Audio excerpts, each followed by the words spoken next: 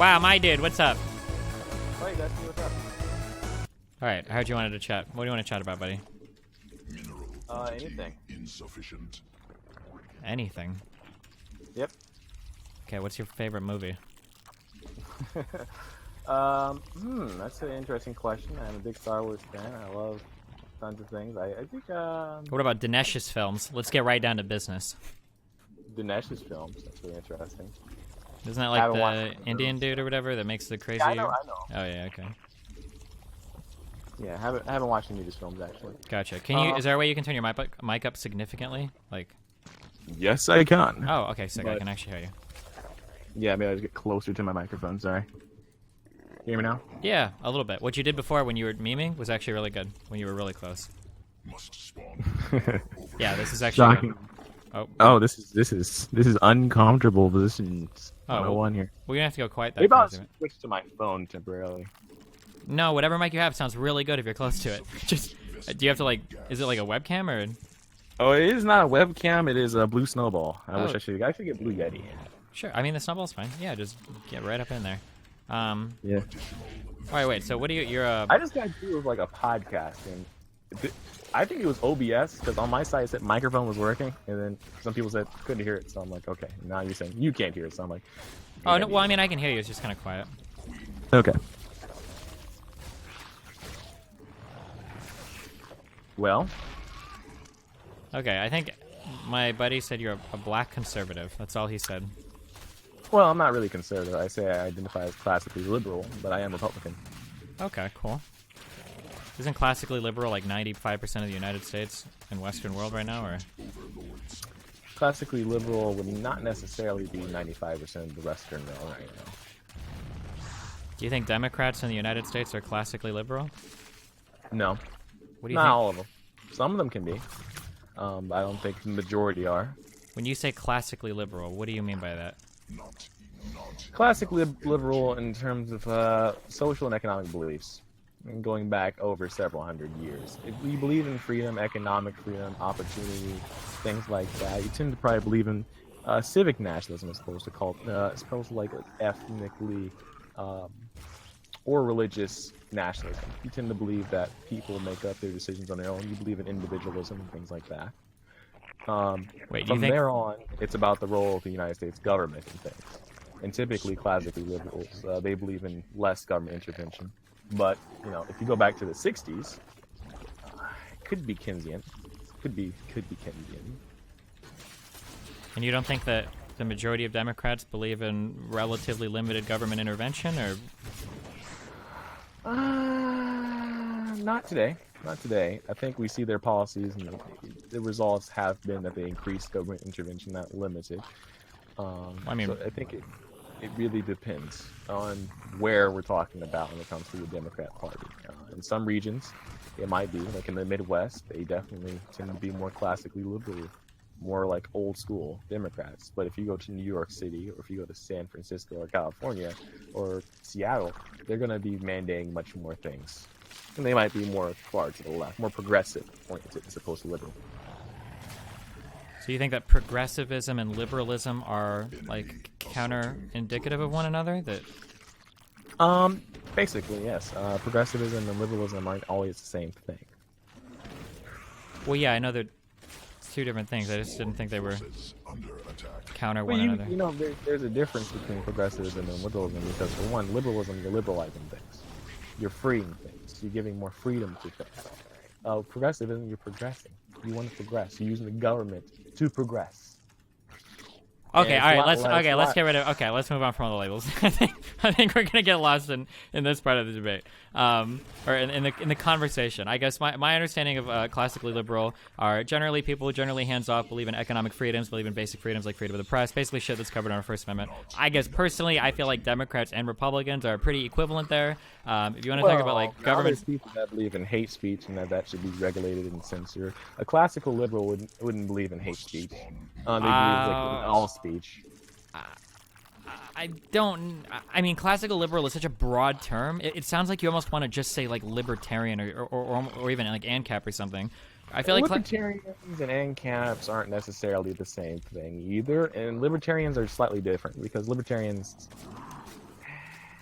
I feel like you would have a really hard time making the statement all classical liberals would be opposed to laws regulating hate speech. I don't know if that's it's anti-theoretical to what classical liberal really means. I mean, if you're regulating speech, you're fighting against what historically classical liberals have always fought against. Okay. Remember the free speech movement. Even when we talk about the name classical liberal, if we're talking about when Democrats were classically liberal back in the '60s, they had the free speech movement in Berkeley, and that was about all speech, not just regulating hate speech. It was about regulating free speech. We wanted no regulations on free speech. We wanted to be able to live our lives the way we're supposed to, with freedom. That's guaranteed to us in the Constitution. And I think today we don't see leftists believing in that as nearly as much. I mean, still the majority do, but we're seeing more and more don't. Okay. And I guess you could say that exists on the right as well. There are some people on the right that, honestly, they don't believe in freedom of speech sometimes too. Some people do start moving into ethno-nationalistic ideals. Some people tend to believe in regulating media so that they can't say whatever they want, like they shouldn't have a bias. Personally, I believe if you're a reporter, you probably shouldn't have a bias, but you're starting to see more people calling for more censorship of what media can say. So it's on both sides, but it's more so prevalent and more known at the left. Gotcha. Do you think that Trump is a pretty good advocate for freedom of speech? He's a pretty good advocate for why you should have free speech, honestly. What does that mean? Or what do you mean by that? Well, first and foremost, I mean, he's used language that a lot of people would consider offensive. I don't personally consider it very offensive. Some people do. But personally speaking, the fact that he uses Twitter to contact people, the fact that he doesn't necessarily call out people by name on Twitter that respond to him and say he should die and things like that, he doesn't often respond to that type of stuff. He's not thinking it that much. He doesn't take it serious. He posts memes of himself. He's really more relaxed. He seems like more of a commonplace person. Especially if you're from the Midwest, people like Donald Trump. Well, I don't know any billionaires. I don't know what you mean by commonplace person. Or personally, I don't know any billionaires. He acts more like a common person. So a common person throws temper tantrums on Twitter and stuff? Or what do you mean by common person? Oh, but you know what? Yeah, a common person does throw temper tantrums on Twitter. We're all human, Some people are going to disagree with one another and they get in a rant. People do post rants. It's quite literally why we have Twitter. People make careers on that stuff. They just post things all day on Twitter. It's like, how do you get 100,000 tweets? You get 100,000 tweets by posting rants about what you don't like and what you do like. That's kind of what Trump does on Twitter, except for he's a little more politically inclined. And you know what? The thing is, he was doing the same thing as a regular citizen too. He was tweeting his mind there. I think he supports most people being able to tweet their minds, as long as it's not calling for violence. I know he did recently tweet about, enemy of the people, the media, which is, some people can disagree. But I think what he's talking about when he talks about that specifically, media that is trying to mislead people, media that is trying to divide people. And you don't think Trump does that at all? Trump misleading people and dividing people. I mean, you would have to point to certain things that he does. Sure, how about when he said over 3 million illegals voted in the last election? You know what? What's interesting is they didn't even give over the voter rolls for that. I think in Columbus, Ohio, where I'm from, they had this election in Franklin County. I think they said 7 or so, or 16 people, or I think 116 people over the age of 107 or 100, 106, I think, voted in that election. And it's that many people that old in that county? I don't think so. I don't think there are that many octogenarians. There's just not that many people that are that old, that are over 100 years old. That's kind of remarkable. That many people in that county happen to have that. They go voting. Okay. Sure. Okay. Wait. Let's focus on this one topic. I'm a big. And then it's interesting that people on both sides actually didn't. There was, for instance, he wanted to actually check the voter rolls to make sure that there was no voter fraud on both sides. And we saw Republican attorney generals, leftist attorney generals, Democrat attorney generals. They all said no. They didn't cooperate. They didn't hand it over. And then, at the same time, the media is saying, okay, well, Russia can intervene in elections and blah, blah, blah, blah, blah. then we're seeing actually Democrats giving away voter passes and licenses, and then they're also telling the leftists, they're also telling like legal immigrants, you can vote. They want to pass laws where you can vote. They're doing amnesties on criminals and felons so that they wait, can hold on, vote. oh my god, hold on. We gotta show, because you just said so many things that were totally untrue. I like to take them apart one at a time, okay? Before we get like million. They're not untrue. As a matter of fact, all those things are actually true. Okay, so when you say registering, there was 200,000 people that were given amnesty right before the election in 2016 that were felons. Illegal immigrants are being they're asking people in, like, I think it was like Massachusetts and California and several other places that are very leftist. They're saying, hey, if you're a legal citizen, we want you to vote. And, no. This is. Can we do one at a time? True. Wait, they're passing laws. Can we do one at a time? For this to local. Okay, here, just so that I can set the tone for this. So, a common conservative debate tactic is going to be to steamroll me with 52 stories that are all fake, and then kind of walk away at the end when we get hung up on one. So, I would really like to go through these things. I'll send you about 5 different articles. Then, how about that? Yeah, if you want to. Well, because I'm familiar with most of the fake news that you just kind of repeated. So, firstly, the first thing you talked about how other states are registering illegals to vote. I'm very familiar with the case in California where that claim was made because illegal people are encouraged to sign up for driver's licenses online, and the online registration process will also register you to vote if you're a citizen, but that doesn't give non-citizens the ability to register to vote. And most of these kinds of like fake news, conservative talking points all revolve around this kind of doublespeak where people say, well, you know, they let undocumented people register on some online service, therefore they're going to start voting illegally. All of that is just completely untrue. I've looked into all of these stories, and if they were true, it would be reported on like international headlines that like illegal people are being registered to vote on more places than just like Breitbart or the Federalist Tribune or whatever random conservative website there is. Okay, I just sent you a link that's Boston Herald. It is not left wing. They're thinking about it in Boston. Okay, these are for local or actually, I think this might have even just been for school districts. But these are not for federal like presidential elections or for federal like senator elections or whatever. I've seen some of these stories as well. I think in Boston, I think the push was for they were saying that undocumented people should be able to vote on like school superintendents and school policy stuff. But this isn't like on voting for president. It says specifically, the Boston City Council will consider ways it can let non-citizens vote in city elections tomorrow in a hearing. So they're talking about city elections. Okay. They also say all members of the community should have the right to participate and be included in the governance of that community. Okay. AKA, non-citizens should have the right to vote at a local level. Okay.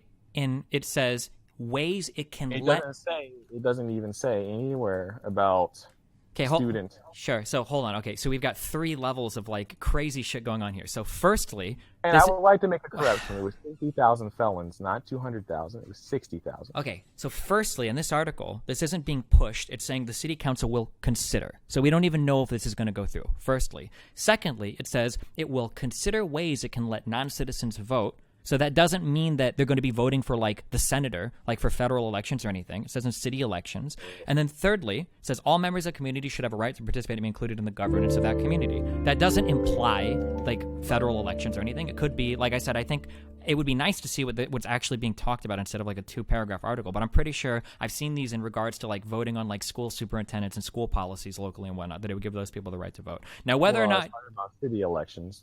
Okay, I need a different source for that then, because these 2 paragraphs don't demonstrate that. Well, it just said that you should be able to have a say in your community in votes.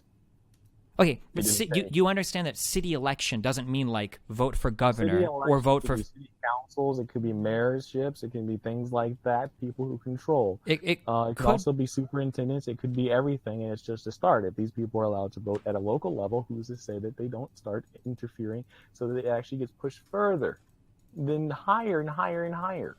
Okay, so. Sure. So we've assuming that it would be I'm not a local level. I'm not assuming anything. So we've got a little Mott and Bailey going on here, where we opened this discussing illegals voting in the presidential election, and now you're giving me an article that's saying that a Boston City Council will consider letting undocumented people participate in some city elections. And are there any checks on actually voting? When you go to vote, are there checks? No. Well, yeah, when you go to vote, I mean, they ask you to what your address is and your name is, and then they check you off on the list, right? Yeah, but you can always claim you're someone else. Has this been demonstrated as happening before in the United States in a federal election? Okay, so recently in Georgia there was an election, and they've actually had not a recount, but they've actually found out that more people voted than were registered. about 227% of people turned out to vote in a specific district. Can you throw me That's 202 over the registered voters. Okay, well, here, let's just cut. How about we cut to the heart How of the did that matter? happen?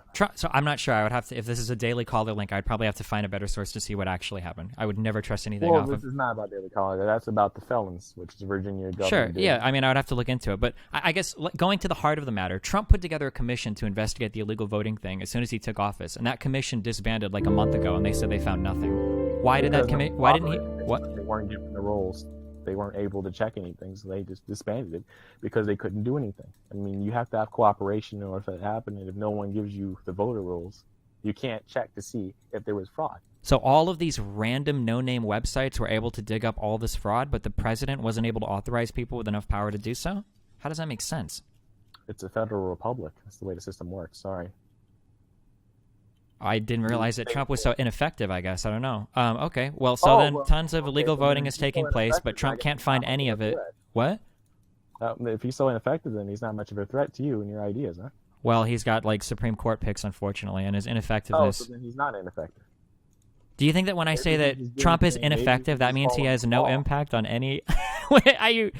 Ooh, you're a Shapiro fan, aren't you? I'm not a Ben Shapiro fan at all. I don't like him. Okay. Yeah, that was a fast one. So anyway, when I said Trump was ineffective, the entire sentence would read to a reasonable person like, it seems that Trump is ineffective in investigating voter fraud. Well, you know what? It's because he's not in control of his entire Justice Department right now. I mean, you have someone that's recused themselves from absolute everything to do with being an attorney general, and he's letting the Rosenstein rule everything. So as far as I'm concerned, he's not doing much. He can't do much, and he's not a dictator. He believes in the rule of law. You understand that so Sessions and Rosenstein were both Trump appointments. I know.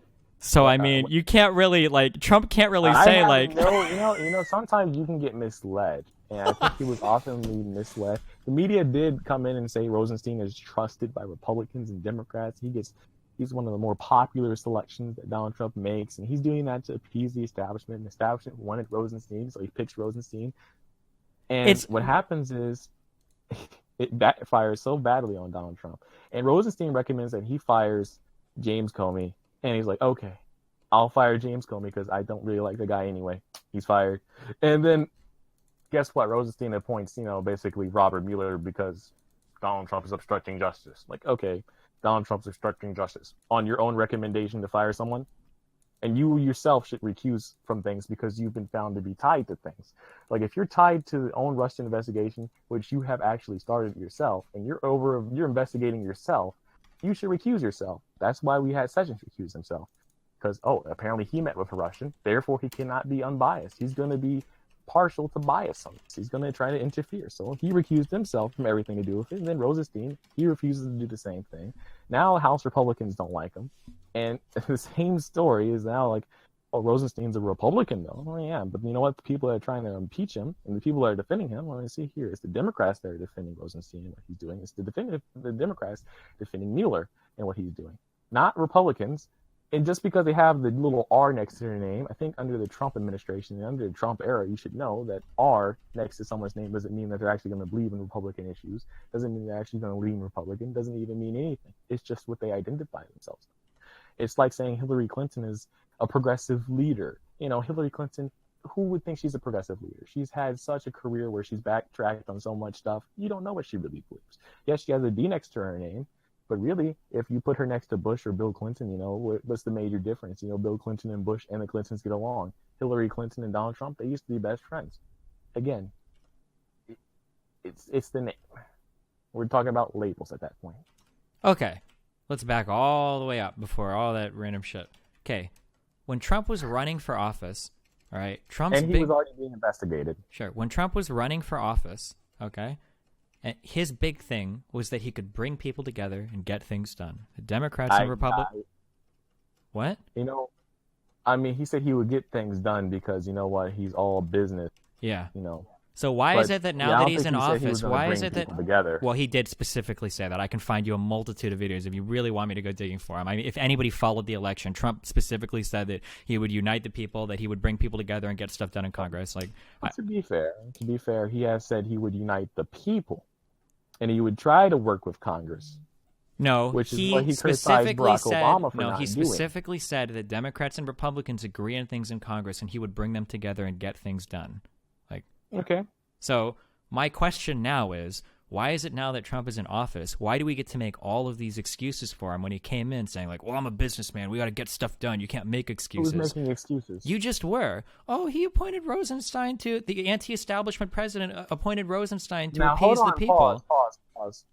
Let's take a real look at what you just said right there.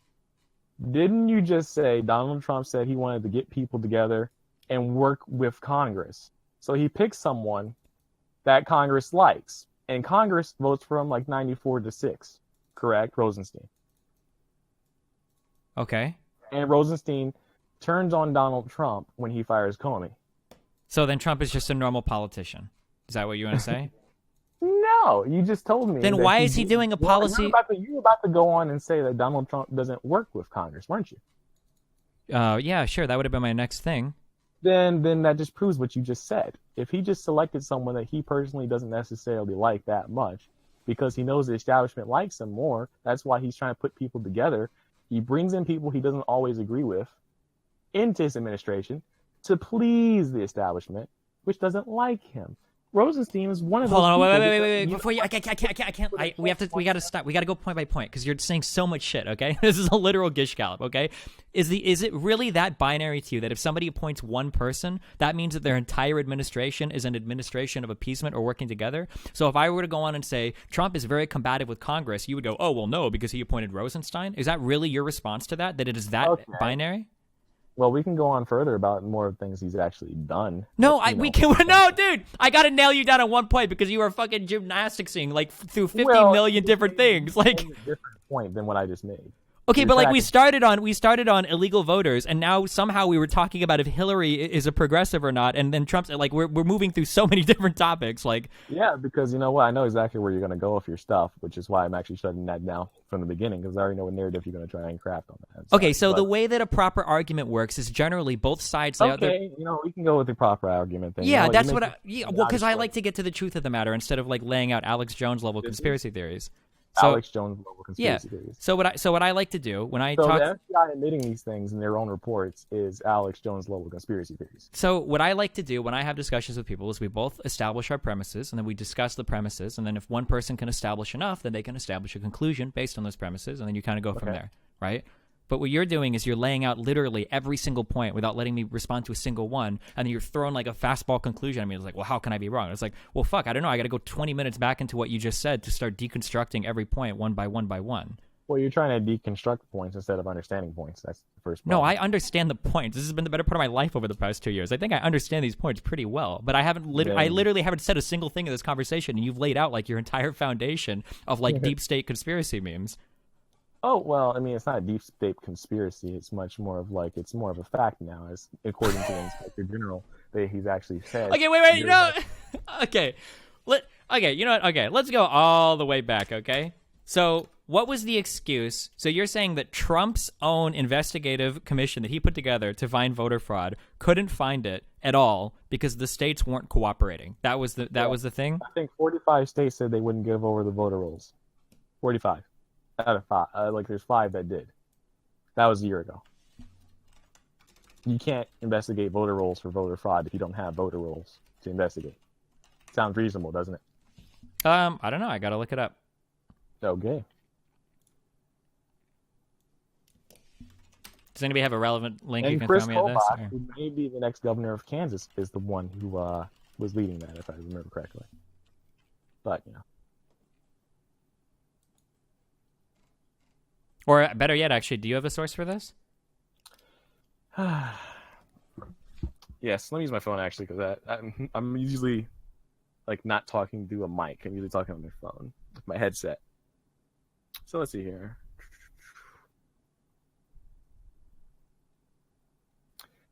States refused to give voter rolls, voter data.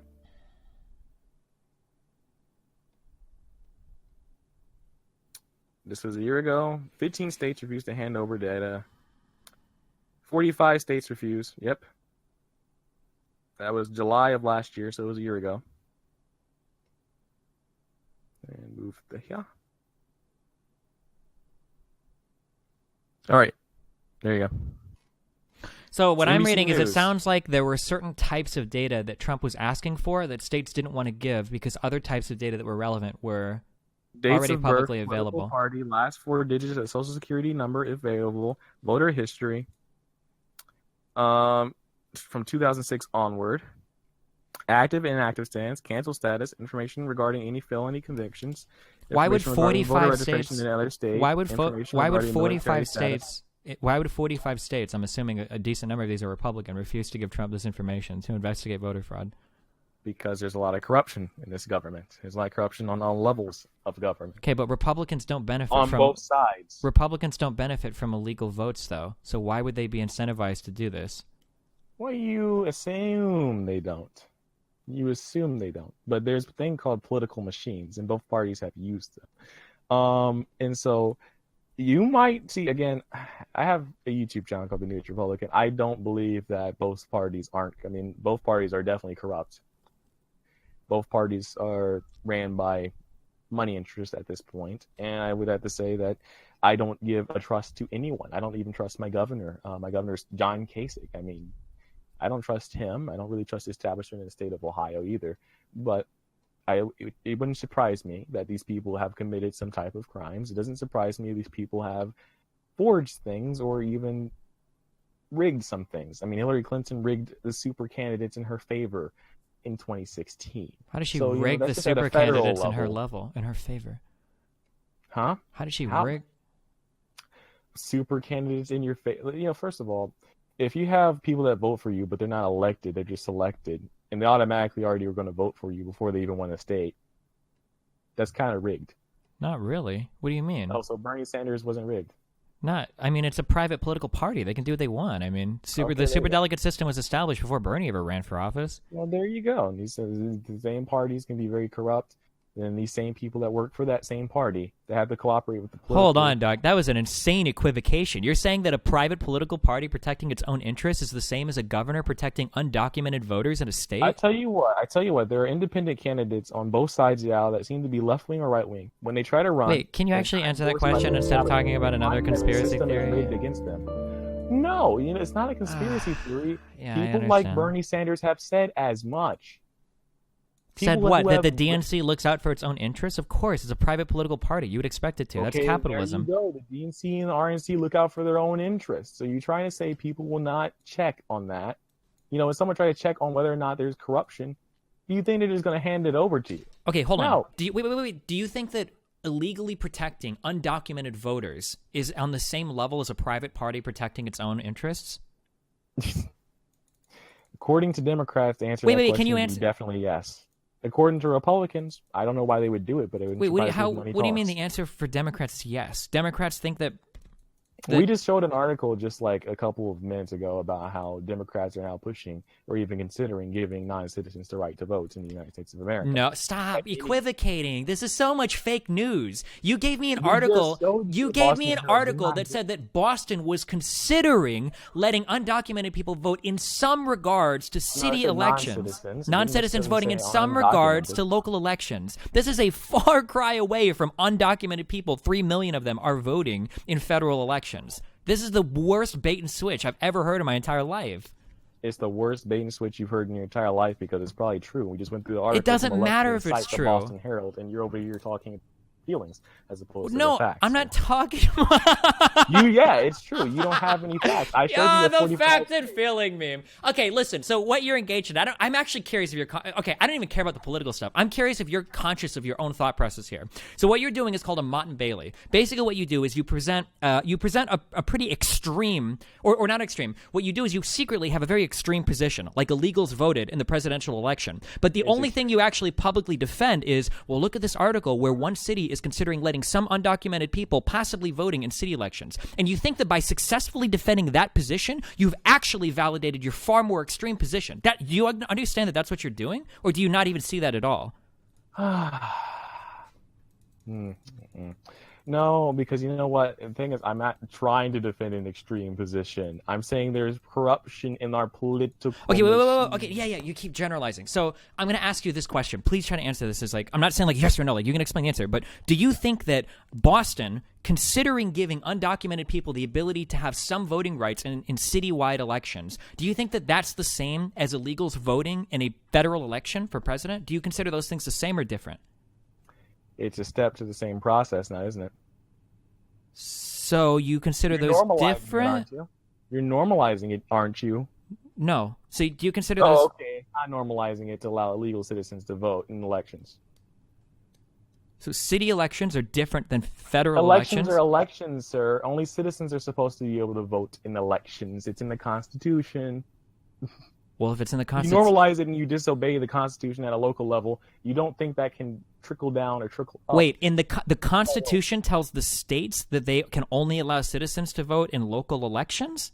Are you sure The about that? Constitution says voting abilities. Yeah, well, you know what? Actually, yes, because you know what? That's why felons can't vote usually, typically. Some states do allow you to vote if you're a felon, but a majority of them Wait, don't. if some And a states lot allow of you to people vote if that you're a aren't- felon, and it a lot of sounds like the people that aren't Constitution doesn't citizens- prohibit it A lot then. of people that aren't citizens are allowed to vote because it's not following the Constitution. I bet you if you allow illegal citizens to vote and you take it to the Constitution, it's going to be like, well, the federal Constitution is binding to all levels of government. It's not like saying like, oh, wow, are you saying that people can't vote at a local election? Because I don't know a law that says that. Well, it's called the Constitution, and it's legally binding to all constitutions in this nation. That's how it works. That's how it is. It's a legally binding document at all levels. No, Otherwise, you don't if have freedom of if the speech. Constitution specifies the federal So government, that doesn't California mean that it can applies. California can regulate freedom of speech, then, can it? Oh my God! So then Can I- Alabama can you- denying black people the right to vote is legal. If the Constitution specifies a power or something to the federal It did government, that specify doesn't the mean power. that it applies to every single state. Like it sounds to it me. doesn't. The Constitution is not binding to every state. Then are you going to say that? That's not what I So said. then why is Are this- you oh, being you just- serious right now? You just said that. No, what I said is that if tell me if you understand this statement. If the Constitution specifies something to the federal government, that doesn't necessarily mean that it specifies it to a state government. Do you not understand that? Okay, sir. That's a yes or that's a pretty easy yes or no. Do you understand that or so not? voting rights are not guaranteed to American citizens by the Constitution. Federal voting rights are sure, but I don't. Who says federal? It just says- The fact that I can do a very quick Google search and see that All right, do states a quick vary, Google search. I have, and states vary tremendously on whether or not they allow felons to vote. Are you telling me that all of these states that do it are violating the Constitution, or maybe this is something that's left for a state to decide? Oh yeah, it doesn't specify about felons. It just says American citizens. Okay, so we're moving vote back then. rights. We're moving away from felons allowed to the. vote. They're allowed all the rights afforded to them in the Bill of Rights. Correct? I don't think That's I what the Bill disagree of with. Rights That's not says. what we were discussing. You told me that felons are not allowed to vote. That's a constitutional thing. That I felons. said in a lot of states, felons are not allowed to vote. Okay, so that's not a constitutional thing. Cool. Okay, Yeah. so then we agree on that. Okay, cool. So what was the next thing we were moving to? You were talking about illegal immigrants being allowed to vote and how that's at a local level, and that's okay at a local level. I'm telling you, if they're trying to do it at a local level, then it can happen on a higher level.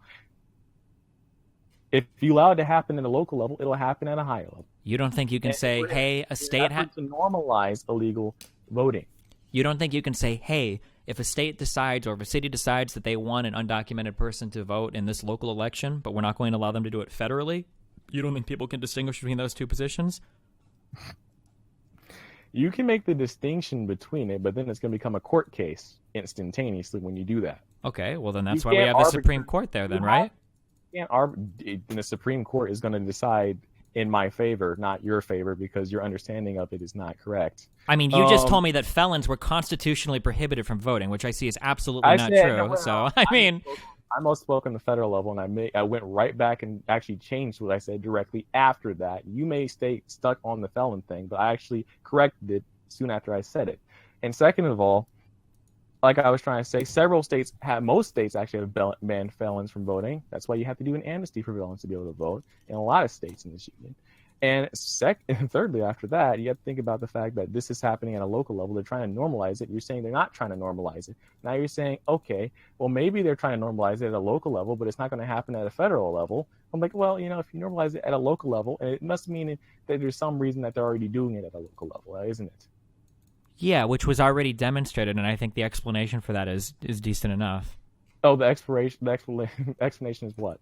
The explanation that if you're an undocumented person, regardless if you are undocumented or documented, you should have a say in how your city is ran. Okay, now show me specifically where it says that people that are non-citizens are allowed to vote in the Constitution.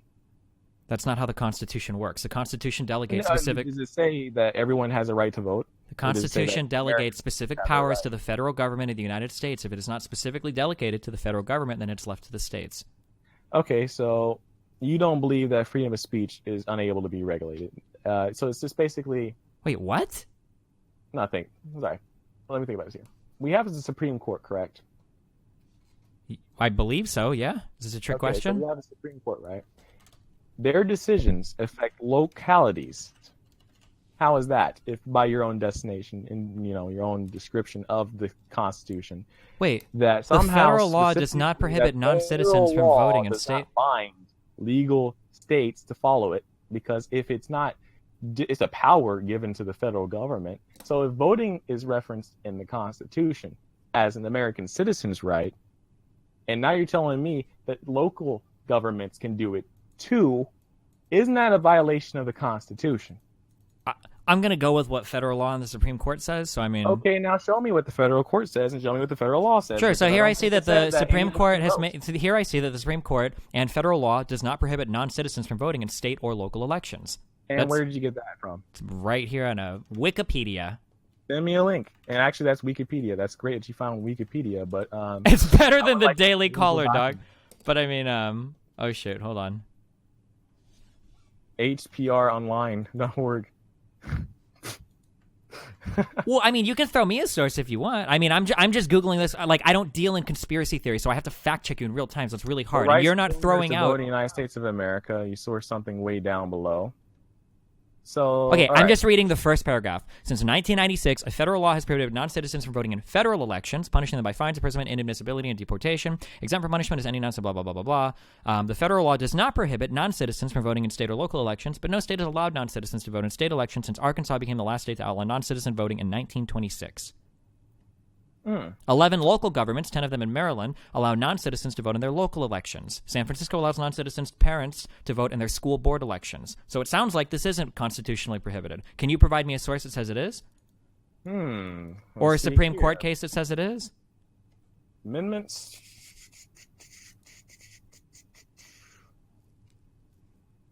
I'm going to look at all the amendments in the Constitution for this one, because I don't know the specific number. But there is definitely one that references this. And also there's a Civil Rights Act, which also references this, which is why we actually had to expand with several amendments the right to vote to different people. So there's one about the freedom of speech, blah, blah, blah, blah, blah, blah, blah, blah, blah, fair and true, yeah, blah, blah, blah. Federalism reinforces the principle of federalism by stating the federal government possesses only the power designated to it by the states for the people through the Constitution.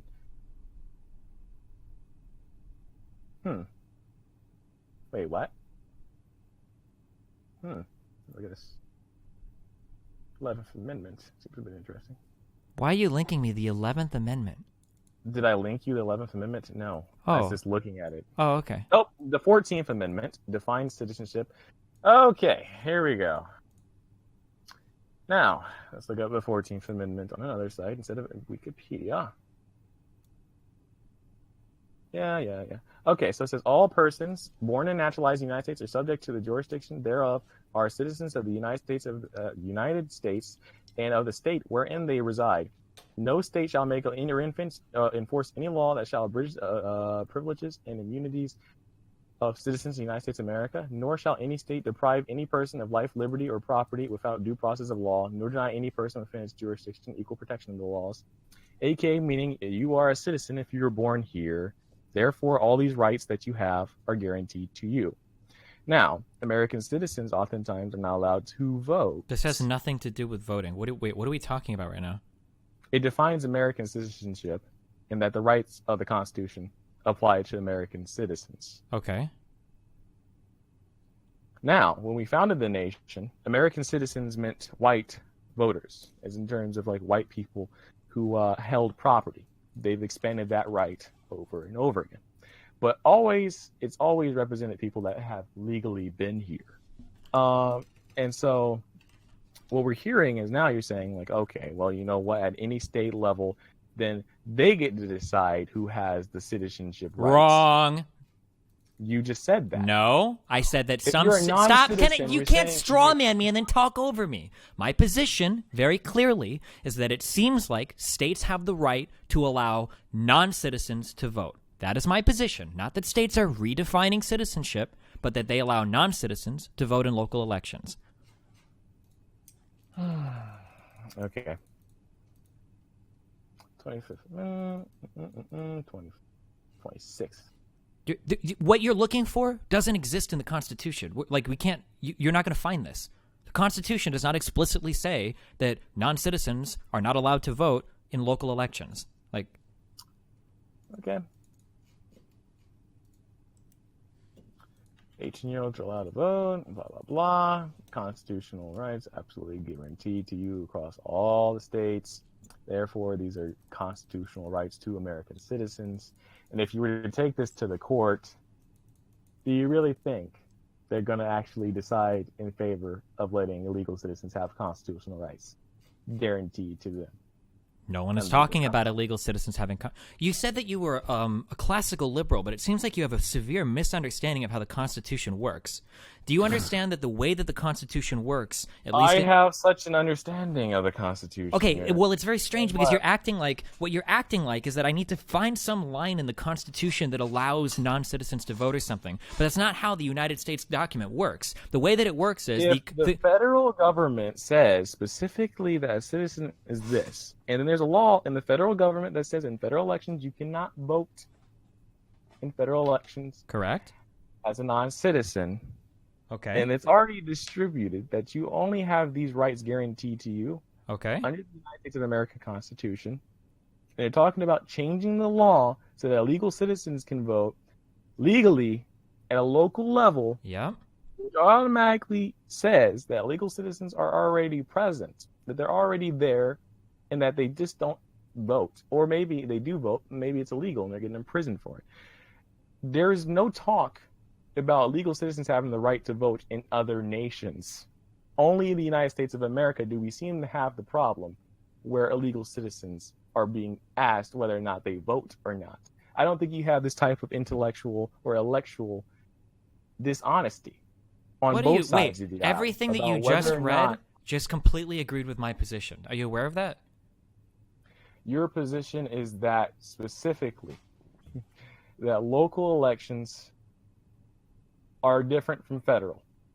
Yes. I'm telling you, if you allow some people to vote in a local election, there's no way you can make sure that they don't vote in a federal election as well. How can you make that claim? What? Wow. Okay, how do you get okay to vote then? Okay, you're going to sign up, you're going to get in voter registration to vote, correct? Yeah? You don't think you can... They don't check when you go to vote in the federal election for anything, do they? Yes, they do. They check your name and your address. They cross it off when Do you show... you think they don't have that when they register then? I don't understand what you're asking. Because you don't understand the law.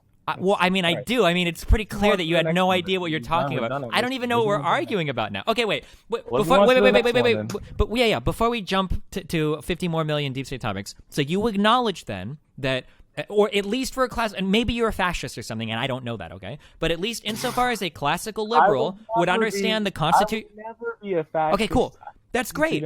Then you acknowledge then that since the Constitution doesn't explicitly prohibit states from allowing non-citizens to vote in local elections, that right is 100% delegated to the states. That if they want to allow non-citizens to vote in local elections, they absolutely have the right to do that. Because God bless America and individual states can make these decisions if they want. Do you agree with that? The jurisdiction of whether or not a citizen has rights is up to the federal government. We're not talking about whether citizens have rights. Why are you switching? Why are you doing another topic? And what construes, what gives you the right as an American citizen is the Constitution. So if you think about this, We're not talking about citizens. We're talking about states allowing. non-citizens. We're talking about states allowing non-citizens to vote in local elections. Yeah, local elections, they're going to get registered to vote, right? That's requirement. Okay. Okay. All right. So we agree then that states can allow non-citizens to vote in And local. these same voter rolls aren't allowed to be checked by the federal government. Well, So that information, most of that information is already available publicly. The reason why they turned it down apparently was because Trump was asking for a lot more voting information, like voter history, and they were saying that they were going to publish a lot of it. That's why a lot of states apparently decided not to show the voter registration shit to Trump. Mm-hmm. So the federal government cannot check specifically these voter rolls. Sounds like it can't. To vote in Boston, and you're a legal citizen, and you go to vote, and all it requires your voter registration and also your place of address and a number. You know that like city voter rolls are different than state voter rolls. It's not just like you sign up for one thing. Yeah, I know. That's why Donald Trump has so much issues in getting these type of documents. Yeah, he should. No. Because in the United States, if you're a non-fascist, you said you were a classical liberal, you should be celebrating now the you're rights of... characterizing me as a fascist because you can't actually make a logical argument about it. Because you're saying that the president should have I'm not right... a fascist. Can you let I me don't finish know a why. sentence? Holy shit. You are saying called that... me a fascist. Yes, because you're saying that the president of the United States should have the right, the federal... I said the Constitution is wrong. United- Everything you said about the Constitution so far has been wrong. Do you understand that? That you were just digging through amendments to find something that supports an argument you're making. So everything you said about the Constitution is wrong. So the Constitution is not going to agree with you. What you're trying to say is that the federal... The Constitution did agree with me. It said specifically you have no right to vote in federal elections. That's a federal law. I didn't agree. We're not talking about federal binds- election. Federal law binds state law. That's in the Constitution. So in the Boston Herald that you showed me, it said voting in... Non-citizens voting. You said voting Local in city Local elections. elections. City elections. Do you think the Local Constitution elections. prohibits that? No, it does not. Okay, then prohibit- then nothing is wrong It- constitutionally with what Boston and is considering. The entire context of this conversation has been the voter roll situation. If these people are registered to vote already at a local level, then thereby they can use that same voter registration when Nope. they go to the local. Nope. Okay. There are different then. voter. You just said that you acknowledge that there are different voter rolls for city levels and for state and federal levels.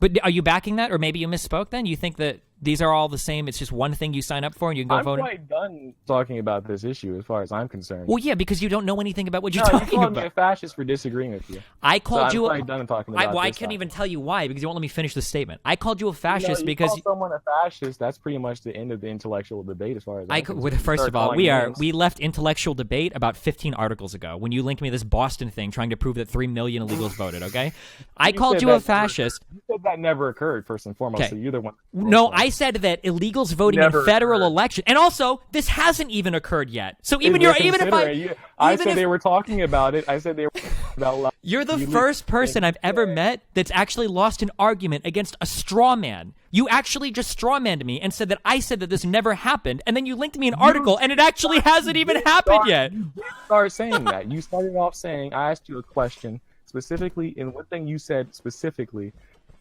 is literally that this never occurred. I said specifically, they're considering doing this. They're going to do this. They're going to legalize illegal citizens to vote. Therefore, we do have some type of illegal citizen voting problem. I said that specifically. You said that we didn't have that problem.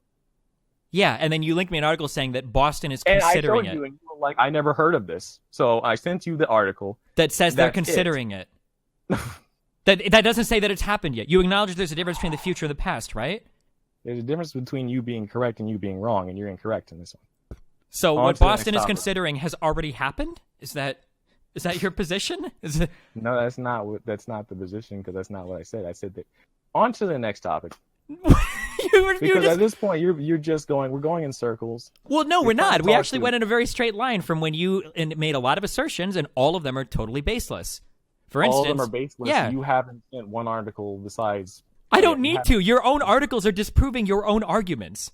No, they didn't. They- I said specifically there were people trying to legalize illegal citizens' rights to vote. No. in the Our United States of initial America. claim was defending Trump's statement that 3 million illegals voted in the federal election. And did I say anything regarding that? I don't think so. I just said specifically, you said that they found nothing. I'm like, Correct. The reason they found nothing is because they didn't have any voter roll information. Except that to check. information is already publicly available. They just didn't want to give the extra information that Trump was requesting from their state voter rolls. Which, as I said earlier, this is why I said, if you're not a fascist, you should be celebrating states' rights to protect their own voter rolls against an oppressive federal government. There's no reason why a state should have to turn over that information. So impressive, then. Wouldn't he just do an executive order mandating they do that if he's such a fascist? I think that's what he tried to do. Wasn't he trying to get that information via executive order? Hi, guys. Hello. What do you want, Mitch? I just want to say hi. Okay, hey, what's up? I love you, buddy. Be careful. I love you. Bye. Okay, then. Look, let's just move on to Okay, something Executive else. Order 13799 is an executive order signed by U.S. President Donald Trump. The Trump said that the Presidential Advisory Commission on Election Integrity would review claims of voter fraud. So it sounds like he did try to do this by executive order. He started a voter commission, didn't he? But then they didn't get the voter rolls. So then I guess he could have did another executive order and ruled by the pen if he was really such a dictator that mandated people to do that. But that's just against the law. He would get sued. It's not legal, and he didn't do it. Okay. It's the defendant's right to do a voter commission. That's his power as president. But Sure, it's not and it's within within his the rights of the mandate. state, and it's within the rights of the states to say, nope, I'm good.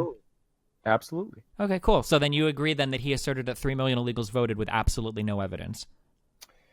He did make it with no evidence. That's true. Don't you think that's And a that little is bit misleading. dangerous for a That can president to be do? It's not dangerous, but it can be misleading. It's not dangerous to would imply be- that your election integrity is being messed with absolutely no evidence? Oh, okay. Then what about Hillary Clinton then? You a basketball player too? Because that pivot was insane. Yeah. Okay, wait. I mean, look, you hold just on. made a First, dumb okay, argument. two You huge just made a issues. dumb argument Two as a hit. Democrat. No. As a Two. leftist, Oh, you know, first of all, specifically, no, come you- on, you- dude. as- You're about first to of build a all, whole you're the argument one on me that's being a defending Democrat. this. You're about to be. You don't even know if I'm a Democrat. You don't know if I supported I know Hillary. you're on the left. though. Okay, I do- so one, you didn't defend Trump, and two, I don't give a fuck about Hillary. Okay, so okay. So then Hillary shouldn't be president either. she's not president. I'm not talking about Hillary being Okay, there president. you go. What about Barack Obama? He's no longer president either. I don't think. He said there's no way anyone could ever doubt the voter efficiency. This is a legit democracy. Okay. He said that. Okay. So in that case, if that's the case, then anything about Russia I hear from the left every single day and in the media every single day about Trump is Vladimir Putin's puppet. I know you haven't said that. I'm just saying specifically that as someone that identifies on the left, you probably shouldn't bring up the argument that, it's pretty damn dangerous to be suggesting that the election can be rigged. You understand that there's a huge difference between tampering with the actual votes and engaging in propaganda with state agents that are representing Russia, right? You know those are two totally different things. Or is that the same thing in your head? Wait, before because I know you're about to jump onto some decision. Can you answer that question? Do you acknowledge that there's a difference between Russia literally like rigging votes versus engaging in Wait, how did propaganda? Russia rig votes? I don't think they have. I haven't heard anybody make that claim. Oh, you haven't? Okay. That's I mean, shocking. I'm sure some people on fucking Twitter or whatever have, but the general claim is that Russia was involved in the DNC hack and that Russia was doing everything they could. Do you have any evidence for that? The indictments released by Mueller in his investigation. Do they have any evidence for that? I imagine they do, considering they got subpoenas and FISA Then why warrants. didn't they provide it to the Russian judge? Probably, first of all, why the fuck would we provide anything to a foreign agent, especially one that we believe is engaged in cyber warfare with us? Firstly. I guess. Secondly, I'm sure they have evidence because they're getting everything signed off by federal judges and everything, and once the case goes to court, I'm sure they'll have to reveal said evidence as well, if it goes to court. So when Russia asks for proof and then they don't get any proof, Why would I we mean, be they under said they would obligation? cooperate. Why Hold would up, we? You know, Russia did say they would cooperate. Yeah, with Putin Iran. always says It's he'll completely- cooperate. They also offered to Oh, exhume but that then why Polish didn't they crash pick that them up killed on like that? Why 150 didn't they different pick them up people. on Like, Think about it. I have. If I don't think so you much have. damning evidence, you can convict someone via public opinion already. The indictments are not done via public opinion. You think you go to a No. federal judge and say, "Hey, dude, this will play real well on your Twitter"? What? I'm saying specific. You know exactly what I'm talking about. I know saying what that. you're talking I'm about. saying The that- problem is you have no idea how any of this shit works. You literally I think do. you don't.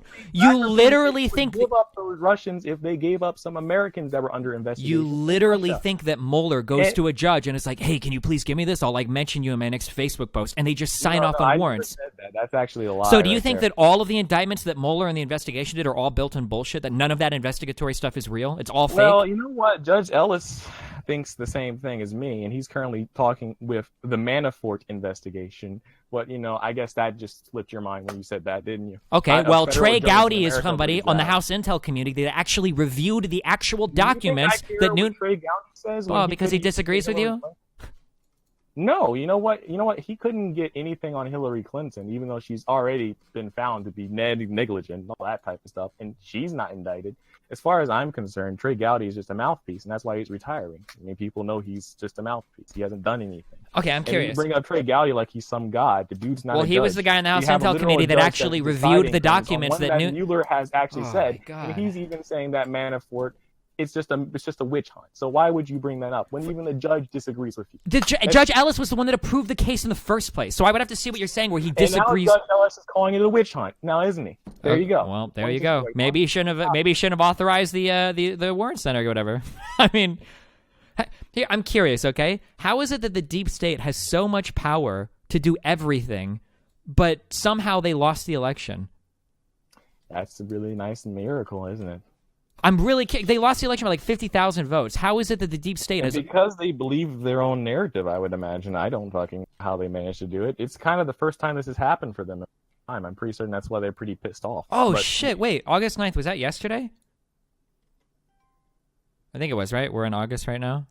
Yeah, we are. Yes, August 9th was yesterday. The judge overseeing Paul Manafort's trial, who has berated prosecutors daily for perceived missteps and slights, told the jury Thursday to ignore one of his outbursts, saying he was probably wrong. U.S. District Court Judge T.S. Ellis III, a 78-year-old jurist with a reputation for being tough on lawyers in his courtroom, showed none of the temper he had flashed throughout the trial, now in its second week in Alexandria, Virginia, and instead instructed the jury to disregard his remarks made the day before excoriating prosecutors for allowing an expert government witness to sit in the courtroom before he testified.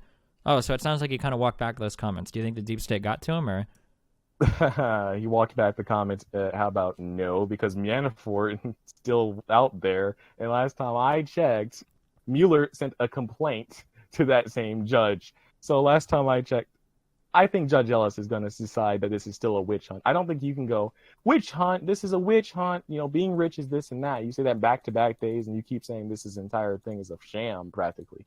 You really think that guy is just going to all of a sudden be like, oh, yeah, I was just having a random outburst. I'm sorry. It's so insane to me that after... You call that walking back. It's so insane to me that after months... Walking back is specifically when you say things and then you say, okay, I didn't mean that. He didn't say that. I could possibly be wrong. This isn't... You realize this isn't even the main trial that Manafort is facing. This is like a side indictment. It's not even like the big things that he has to deal with, right? Also, the judge. When did the judge call it? You're the one that's shifting and walking things back. I'm not. I'm just stating facts about the case. Wait, do you actually have a source of the judge saying it's a witch hunt? I'm curious. Oh, look it up. Okay, all right. I'm just curious. Mr. Informed. Because I have to be careful because I don't actually even know if what you're saying is true. Fuck. You weren't careful beforehand when you were making dumb claims, so I don't know. Well, you were wrong on. How can you say that? You were wrong on every single thing you just said. You've been wrong on everything so far. You keep saying things aren't happening, and then they go and you search it. Oh, it happened. I didn't know, and then you go back to what I said, and you're like, but I just read this closely, and what you said is slightly inaccurate. It's not 100% factual. I'm like, well, through my mouth, so of course it's going to be a bit biased. But okay, it's my own conclusion. You can jump to your own conclusions like I can jump to my own conclusions about the news. That's okay. It's your right to do that. But again, you're making claims without even knowing the topic. Okay, hold on. Let's back up, okay? Because I really want to... It's like he all of a sudden became a lawyer, too. Constitutionalist and everything. I guess everyone on TV just doesn't know what they're talking about either. Just throw them off TV. They don't know what they're talking about, of course. Of course not. Those lawyers, the Supreme Court, they don't know fuck. They know shit. The lawyers that wrote the law 20 years ago, they don't know shit. Wait, are you a lawyer? The founding fathers, they don't know shit. I mean, I was literally just reading the Constitution, and it doesn't say any of the things that you said. You were reading a Wikipedia article. That linked to a Harvard law post that made an assertion that you weren't able to debunk. I specifically talked about the voter roll situation and that not being handed over. And you started with a broad claim, and I chipped away at your argument so much that you backed up to this vacuous assertion that some cities might be allowing illegals to potentially vote in city elections at some point in the future. That was your ultimate claim at the. You know that I wouldn't disagree with that, right? That if you would have come on, because I started with, remember where we started? Trump asserted that 3 million people voted illegally in a federal election. If you would have countered that and you would have said, well, Steve, actually, there are some cities that are considering allowing undocumented non-citizens to vote in local elections. Do you really think I would disagree with it? I'd probably say, oh, yeah, because I did say that. And I specifically agreed that has happened. You did not agree. You said I never heard of this. Because initially I thought you were talking about federal elections. That's not possible. Because we were talking about federal elections. Because after you started talking about it, I said, oh, well, on city things, yeah, I've heard of some places doing that, like in the school situation. Remember when I specifically said that? You said, I think I've heard of it. It might be a superintendent in school council elections. It was actually a city-wide local election. You realize that like superintendent, like school-related stuff is part of city elections? That's part of what you do?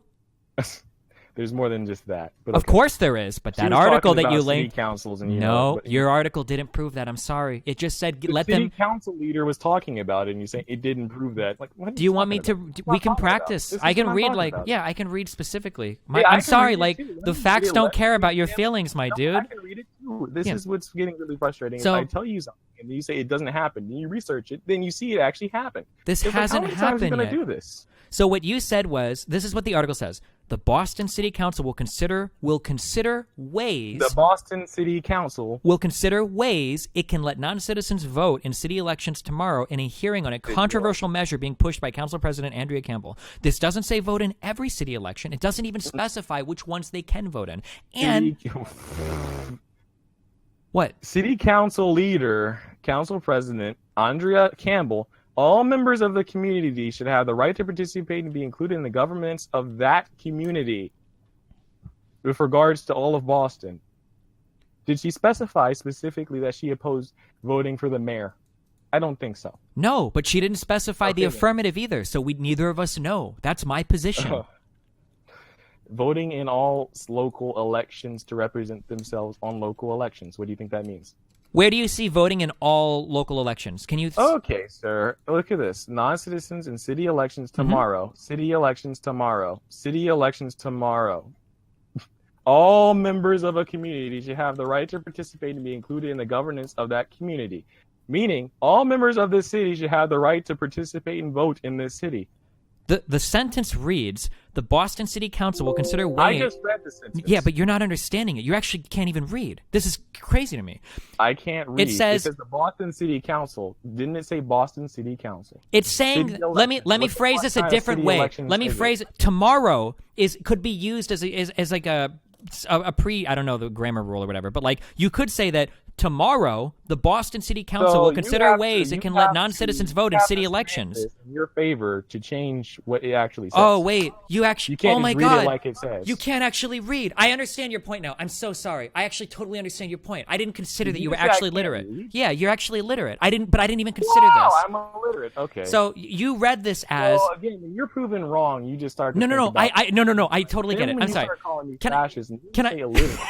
That's your own type of argument. No, I'm really sorry. The type of argument style that you're going with. Can I please? Can I read this and tell me if this is what you think it says? Yeah, read it strictly out of your words and tell me where it specifically says. You think it we says? don't know specifically whether or not this is you a think city it says election or not. The Boston City Council will consider ways it can let non-citizens vote in city elections tomorrow. So it's saying that it wants to let non-citizens vote in the city elections tomorrow. Thank you for repeating what I said. Amazingly. That's what you think it says. That's what it said. That's not what it says. In a hearing on a controversial measure being pushed by Council President Andrea Campbell. Correct? What it says is that the Boston City Council will consider ways it can let non-citizens vote in city elections tomorrow in a hearing on a controversial measure being put. That means that tomorrow there is a hearing where the Boston City Council will consider ways it can let non-citizens vote in city elections. They're not saying that they're going to do it tomorrow. Oh my God. What are you even talking about? Honestly. So what it's saying is that what it's saying is that there's a hearing tomorrow. Changing on whether or not tomorrow, because it's already past tomorrow. What you read this as though the Boston City Council is going to allow non-citizens to vote in city elections tomorrow.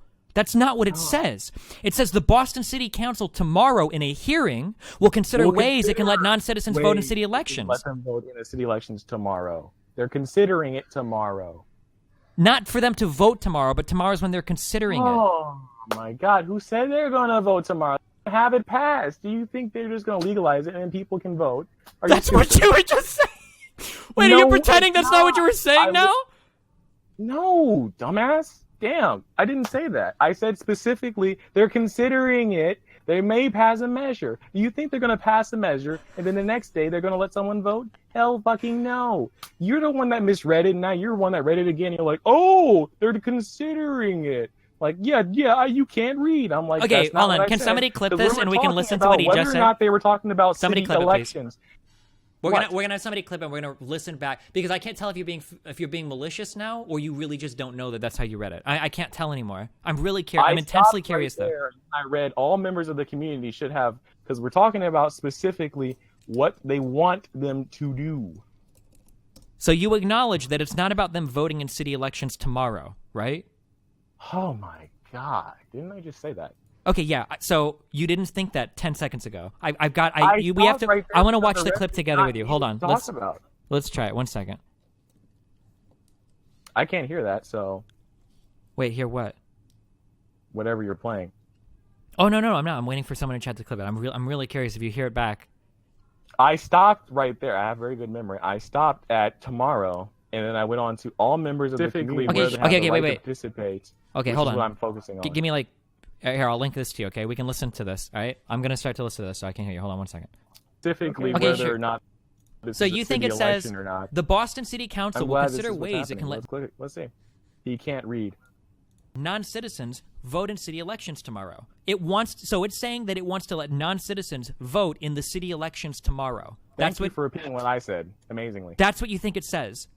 That's what it said. That's not what it says. In a hearing on a controversial measure being pushed by Council President Andrea Campbell. Correct? What it says is that. This So is a you think city it says election or not. the Boston City Council will consider ways it can let non-citizens vote in city elections. I love tomorrow. how you. It okay, wants. so I'm So seeing it's that saying. clip, and first things first, it's not even showing what I said the first time. It says what I said the second time, which is what I read, which you read. Same thing. We just stopped at the same spot.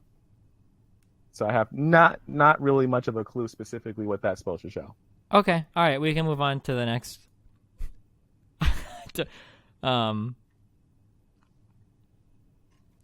Can you can you show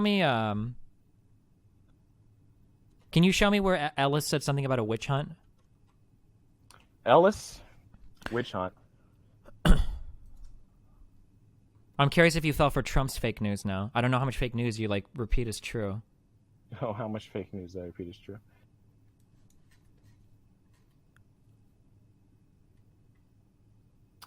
Okay, let's see here. U.S. judge says Mueller should not have unfettered power in the Mueller probe. Mm-hmm. Probing ties, blah, blah, blah. Being rich is not a crime. You don't really care about Manafort. You really care about information Manafort can give that can lead, that you can give you. Let me try it again. You really care about what information Mr. Manafort can give you to lead to Mr. Trump. That's what Mr. Ellis said. Okay, so It's hold on. Whoa. I gotta refocus you. Because you're gonna jump ship. I'm reading this article. I don't care about your Reuters. extra claims. I just want you to show me where Ellis said that it was a witch hunt. That's what I'm looking for. Earlier when I brought this up, you laughed at me because you said that I don't know the root news and I'm not informed. So I want you to show me where Ellis said that it was a witch hunt, okay? Okay, you don't really care about. I just did. You don't really care about Mr. Manafort. You really care about the information Mr. Manafort can give you to lead to Mr. Trump. Okay, so he didn't say witch hunt. That was Trump's words. You're just Which saying. is referencing like the Salem witch trials, if you think about it, because that's what they did in Salem witch trials. So if you do that, back in history, they had these witches. Well, they thought they were witches. I'm aware of the Okay, so that's what. Okay, so cool. So Judge Ellis never said witch hunt. Judge Ellis never said witch hunt then. Okay, cool. He's basically saying it's a witch hunt. That's cool. You can say he's basing it, but that's not what he said, actually. He didn't say witch hunt. Well, what he says, you don't really care about Mr. Manafort. You really care about what information Mr. Manafort can give you to lead to Mr. Trump. Cool. I'll leave it up to you to decide what that means. Sure. Well, I mean, we'll see how the indictments play out. We'll see how Manafort does in court. What do you think that means? What do you mean? Yeah, what do you think it means? I don't really care to give my opinion on it. I was just curious if Ellis actually used the term witch hunt, but it sounds like he didn't.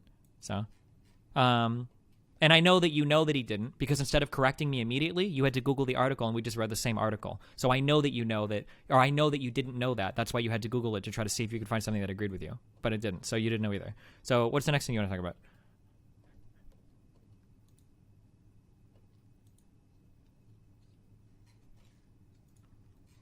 We could go back to the very beginning thing about illegal immigrants, because I'm still curious. You said that 3 million number was totally fake? Wait, hello?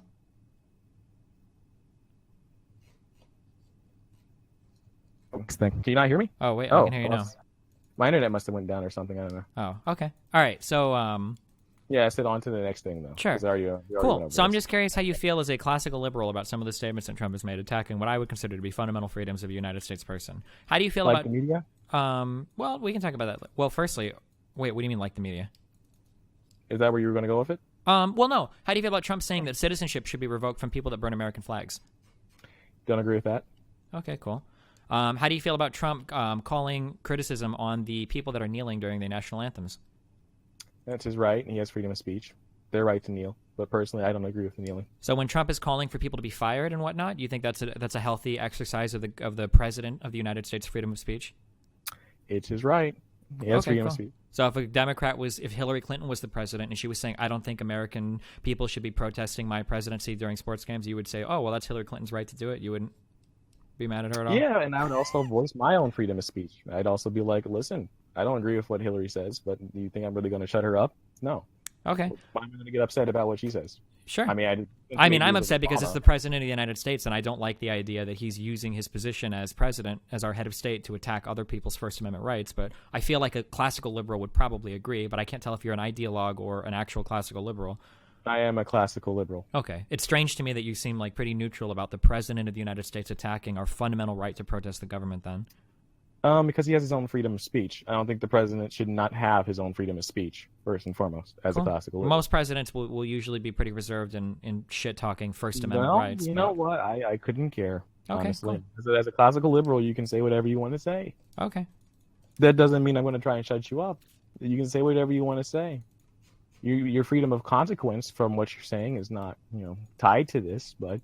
Personally, if you say what you have to say, and maybe it's offensive to someone, but you know what? You can say something that's offensive to anyone. Yeah, this isn't... I don't know why you're using offensive. I'm talking about the president of the United States showing a huge disdain for our First Amendment rights. You can find that as divisive, or you can find it as whatever. It could be abhorrent talk to you for a president because of the way he's not doing it in a very presidential way.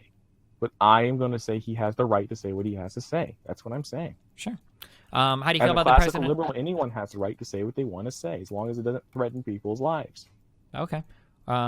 That's careful because you can get into hate speech there when you say threaten people's lives. Well, that's another thing. If you look at the Constitution, hate speech is protected under the Constitution. The Founding Fathers thought that if we start regulating out of fear of hate speech, that you're not going to have any speech. Sure. Who defines what is hate speech? Sure, but then what you just said, you don't agree with. You don't agree with what you just said. That's why I was cautioning you of not making that statement. You said that you should have freedom of speech as long as you're not endangering somebody's life. You don't agree with that. You think you should be allowed to some extent. That's offending someone else's rights to citizenship. Like you have guaranteed rights. Sure, but what I'm saying is that certain types lives, then that's not legal. Certain types of free speech can bring other people in danger. That's a reality of free speech. You have to acknowledge that. So saying that, well, I support free speech except when other people's lives are endangered, well, that's not... Well, when you call to kill some people or rape some people, things like that. It doesn't have to be that extreme. You could call, for instance, for the formation of an ethno-state. You could talk about the genetic inferiority of black people and how they need to be forcefully expelled from the United States. Those are forms I saw your interview of Anthony Bryan Logan. I remember laughing at the entire interview specifically because he made some big faux pas, and you made many faux pas, but that's just another story. You guys were talking to each other. I remember that specifically, and it was kind of similar to what's going on tonight here. But the fact that I'm even talking to you, I feel like it's kind of awesome. No offense. I'm just a normal person, but at the same time, when it comes to hate speech, you can say whatever you want to say. I can say whatever I want to say. I don't engage in hate speech because, as an African American, I believe in civic nationalism. And I don't think I'm going to disagree with any of the. I don't know why you're going on this whole spiel. All I said is that you shouldn't say I disagree or I'm in favor of speech except for when people's lives are in danger, Because there Well, are forms of free well- speech, like, for instance, Nazism. Because you're or questioning my classical liberalism. I'm not questioning it. I'm telling you that what you just said ran contrary to it. Do you not understand how it did?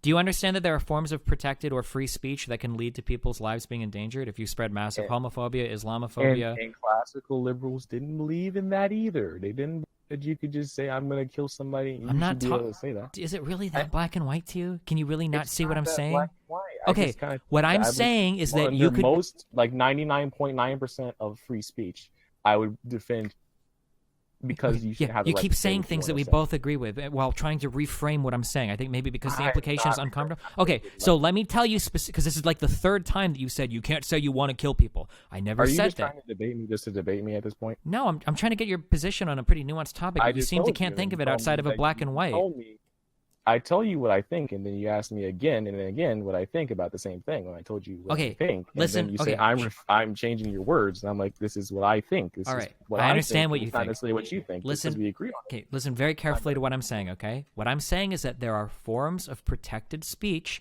where people could advocate for the hatred of another group of people, not saying you're going to go kill them, that could lead to people being violent against those people. So when you say... Okay, no one opposes people like Richard Spencer more than me. Honestly. I believe in Martin Luther King's ideals. I'm not someone that's racial separatist or anything like that. I don't hate white people. Okay, so I would probably not cite Martin Luther King for anything, just based on your current positions. Okay, I wouldn't do that if I were you. Firstly, okay. Secondly, I'm not talking about. I'm not. Comes to the racial I've debate, talked to you enough to know that I very much doubt you would agree with him on pretty much anything. You probably sound like a very ardent capitalist. I'm guessing you might not be, but a classical liberal, usually a capitalist. How do you feel about things like Black Lives Matter? What do you think? Okay, so yeah, like I said, you probably shouldn't be citing MLK as supporting anything that you're going to say. Okay, it would be probably a bad idea. All right? Black Lives Matter has more in common. It's actually Malcolm X than it does Martin Luther King Jr. Sure. And Martin Luther King Jr. was attacked by people like Malcolm X. And Malcolm X was attacked by people who even further. They were like the Black Power movement at the time. And at the same time when those riots were occurring in many cities before he died, Martin Luther King Jr. thought it was a disgrace. He thought that we shouldn't be attacking. He wanted people to just be the best citizen that they could be, prove people wrong about what they say about us. And, if he's saying, Black Lives Matter, that's not what Martin Luther King was all about. Okay. Yeah. Well, I don't want to talk about MLK because I'm going to get triggered. Okay.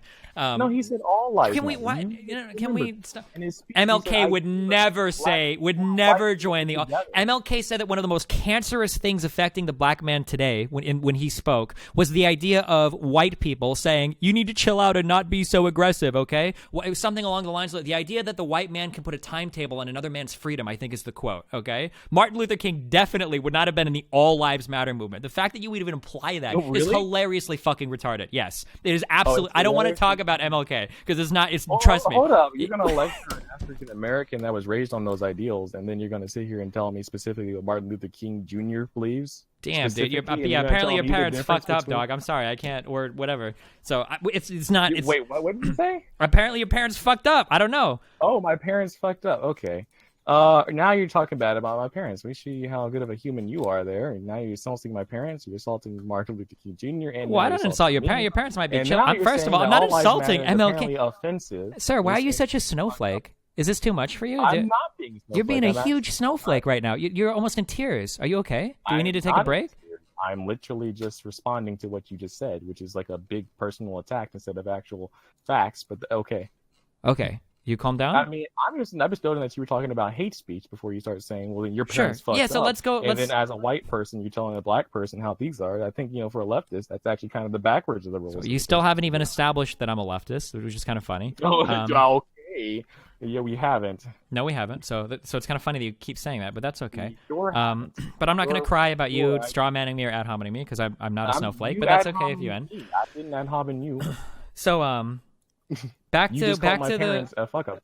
No, I said they fucked up in teaching you about MLK. Maybe they did things right in other ways. I don't know your fucking parents. They might be good people. They might be shit people. African American community in the hood. I guess I don't know anything about what black people think about Martin Luther. Junior. I'm sorry, I do you should think listen that to the you. teachings of MLK are inscribed on like the brain of every black person? Do you think that's like an intrinsic thing to being black? No, I'm just. Oh, you know, they're inscribed in your brain, aren't they? No, they're You know not. I everything. had to read about it. Like that's how I Oh, get you read information. about it. Oh, Yeah, did you? I gain Did you? information by reading. Maybe for you, maybe for the black man, like MLK is like naturally inscribed on like some part of your brain. That seems to be what you're implying.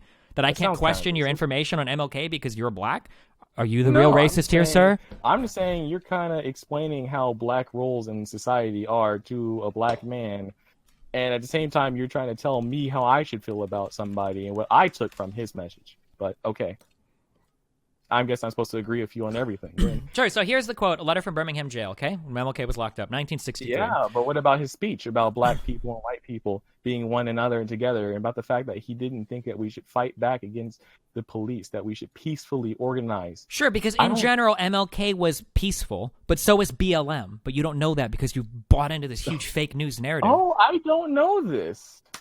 Do you think that BLM is largely like a violent organization because of a couple of violent protests? You know what? There is some peaceful protests to BLM, and there's some violent protests to BLM. What do you think the percentage number is on that? I've seen many cities get rioted during 2016. So you have no idea. Is that because I asked you a very specific question? Like, if you had to guess a percentage, what do you think it would be of violent how to am I nonviolent supposed to- protests for like in BLM's name? How am I supposed to know a percentage of this? Is that doesn't You exist? should probably know it because you're being critical Do of the you have movement. a stat then? Yeah, there's been over like 6,000 or 7,000 BLM protests, and a very small handful of them have been violent. It's like less than And 1%. how violent were they? Well, I don't know. A couple cars got set on fire. A couple people broke some A windows. couple cars got set on fire. A couple $1 million of businesses that got burned down. Sure. And in the Couple grand riots. scheme of over 6,000 BLM protests, that's not that bad. That seems to be a pretty peaceful movement. It's not Antifa. It's not. Oh well, Antifa is another story. They have more in common. with, Careful, like, the Black don't Power. pivot. Don't pivot. I'm agreeing with you. They have more in common with the Black Power movement, which was setting cities on fire like Detroit. Cool. You're pivoting many. again. You acknowledge not- that BLM is largely a peaceful collection Did of I people say that they protest? weren't? Yes, you I heavily do. implied it. No. Okay, all right, we'll move on. Here's an interesting thing. U.S. Code, Section 227, okay? Wrongfully influencing a private entity's employment decisions by a member of Congress or an officer or employee of the legislative or executive branch. Okay, whenever being a covered government person with the intent of influence solely on the basis of partisan political affiliation, an employment decision or employment practice of any private entity, 1, takes or withholds or offers or threatens to take or withhold an official act or... Black Lives Matter protests. No.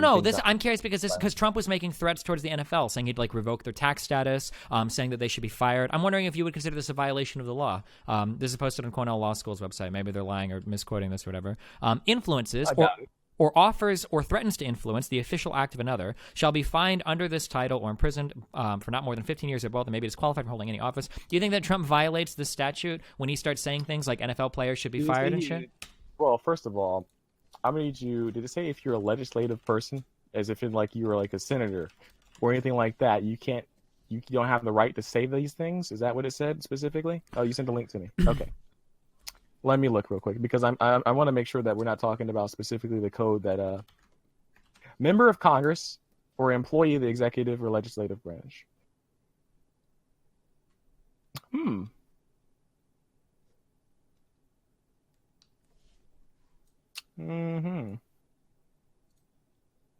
Okay.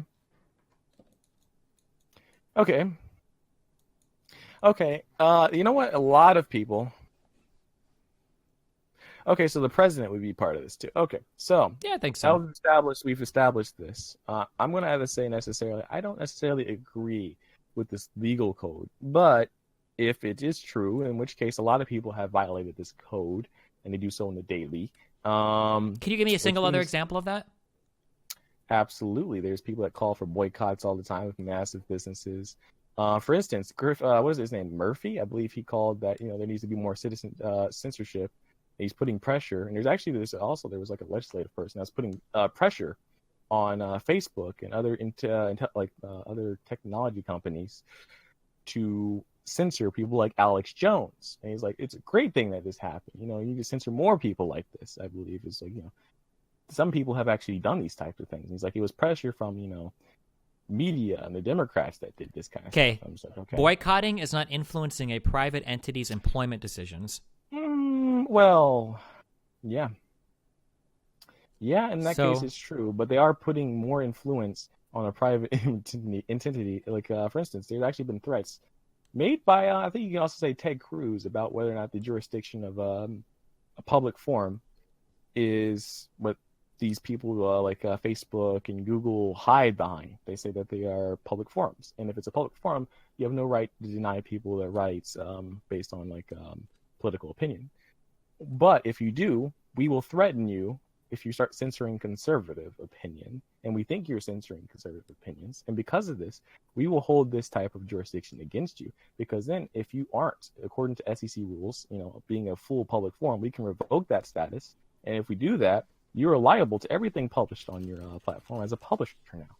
That's one thing. Ted Cruz has threatened. I mean, there's types of things like this where they threaten corporations with massive. Sure. So, financial okay, so things. cool. I don't care about all of this. I don't know what we're going on about. You said earlier that you were okay with Trump saying these things because you said they were legal. Now that I've shown you that they are illegal. No. I said because I was a classical liberal, and I said he has the First Amendment right to say that. Okay, but now I'm demonstrating you that he doesn't have that right, that it's actually illegal for him to do so. Okay.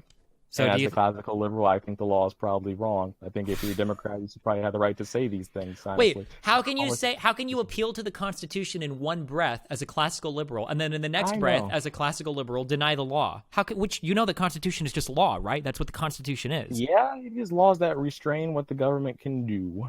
So and now, guarantee do you rights to agree the with the law, or do you individuals. not agree with the law as a classical liberal, or do you pick and choose? What is it? Well, as a classical liberal, chances are you can find a plenty of rules and laws that you don't agree with as a classical liberal. Like Cool. A lot of classical liberals don't think that the federal government has the right to ban drugs or things like that. As a person like me, I believe personally freedom of speech needs to be protected for all people.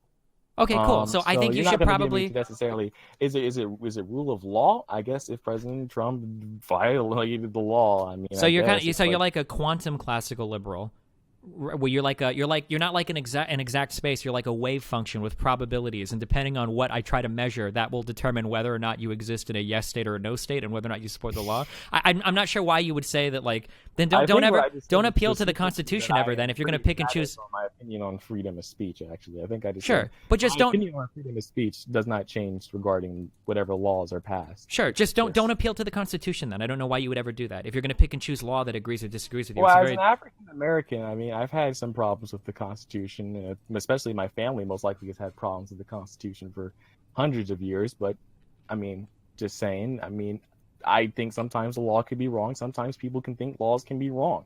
Okay, if the cool. law is wrong, you can change it. That's the beauty of the system. It's amendable. Gotcha. Yeah. I mean, hey, it's what it's meant to be. You can change it. I love the Constitution. If I disagree with one part of the Constitution, like for instance, there are several amendments that I disagree with. For instance, the amendment that gave us the Federal Reserve and the amendment that gave us income taxes, those types of things, I did not necessarily like that.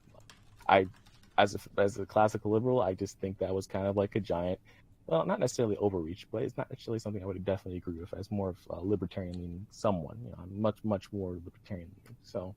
What, you're anti-central banking? No, not necessarily, but I think it's not done its job, and it's also privately operated sort of. Uh-huh. It's weird. Do you think that our monetary policy should be left up to like people in Congress or public referendum?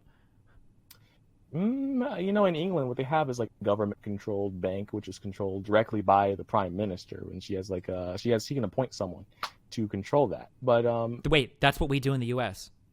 You do this. Yes, you do pick people. We appoint the chair of the Federal Reserve. Yeah. And the Federal Reserve, we do this. Yes, but at the same time, it hasn't fulfilled its missions of controlling inflation and of maintaining our currency. Wait, like how has it not fulfilled its mission of controlling inflation? Well, there's been statistics that show like the real value of the U.S. dollar has gone down significantly. Yeah, that's because that's what happens to currency over time, of course. But there hasn't been rampant inflation in the U.S., not that I'm aware of. Really? You're telling me there's never been a time where it's massive inflation because of easy money policies? Well, let's check. Inflation history, United States. Yeah, there's been times we've had 10% inflation. Also, you just claim currencies don't, they tend to lose value over time, which fiat currencies tend to lose value over time. That's very true, because they print more and more dollars, because that's what central banks typically do. They print more of the currency. Yeah, in order to sustain the health of the economy. This is what every single central banking system does in the entire Well, world. they also say that, but then we also had a Great Depression after it. So it's kind of like, did you really do your job if we still had a Great Depression and a Great Recession? Well, we changed how we did monetary policy after because they were so obsessed with trying to control inflation that they were very stringent on monetary policy. Right. Yeah. So it was, if it was passed with the idea that it would maintain a stable economy, and then it was showed that we had a Great Recession. Well, no. The problem was it was initially passed with the idea that it would maintain a stable currency. This obsession over not letting your currency inflate was cancerous. It's part of the reason why the Great Depression was spurred on so long. Is because the federal bank was so stringent with creating new money, right? Yes, but at the same time, if your mission is to maintain a low inflation rate, there's been instances over time since the Federal Reserve's been passed where we've had massive. But that's not the mission of the Federal Reserve. That's just one of its missions. The other mission is to. Was one of its missions, indeed, is also to stabilize the economy. Yes. And some of our worst economic events have occurred under the Federal Reserve. So it's not. I don't. Not because of the Federal Reserve. Really. Not that I'm aware of. What was you just went and said like the Great Depression was extended by the Great? Yeah, but and we've changed the way we've approached monetary policy since then. The Great Recession was not the result of the Federal Reserve. Not that I'm aware of. No. What caused the Great Recession? Can you tell me? We lowered interest rates, we opened credit to people who probably shouldn't. Oh wait, have for it, the 2007 shit. Yes. Oh no, that was that was Wall Street. We don't want to get into this. If you think that was the Federal Reserve, I can't help you. That was absolutely Wall Street, though. That was Wall Street. Yes. So Wall Street just opens up these piggy banks by themselves. They didn't get that from the Federal Reserve in easy money policies. I don't think you fully understand what happened in 2007, so I feel like discussing this is not going to be fruitful. Oh, okay. You're gonna say I don't know what I'm talking about.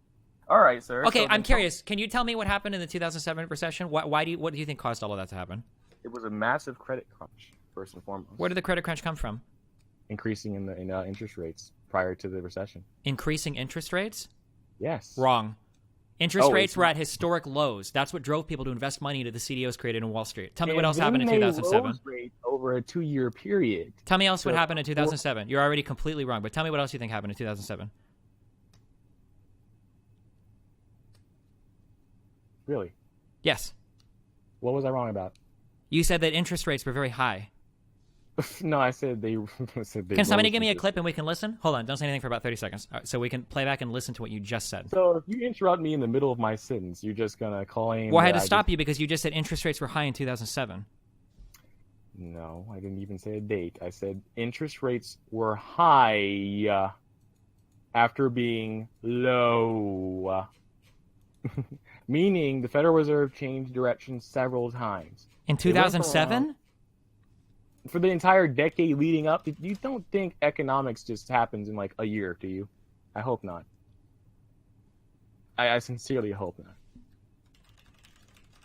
Because we can go into the specifics. I actually have this. Okay, let's go to tradingeconomics.com. You never heard of this site?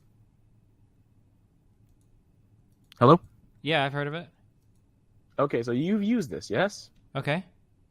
All right, there was the big bubble that happened during the 90s. We had low rates throughout the 90s compared to the 80s. So there was easy credit throughout the 90s. That's okay. There was a giant development in the housing bubble, but it didn't necessarily make up the majority economy. Well, rather, it was mostly in the stock market, which increased significantly. So you're talking about Wall Street. Wall Street got a lot of easy loans from the banks during this time period, and interest rates were up. When they rose interest rates up prior to 2000 to fight rising inflation in a full economy that was overinflated, what ended up occurring is they rose rates to around, what was it, like 7% or so?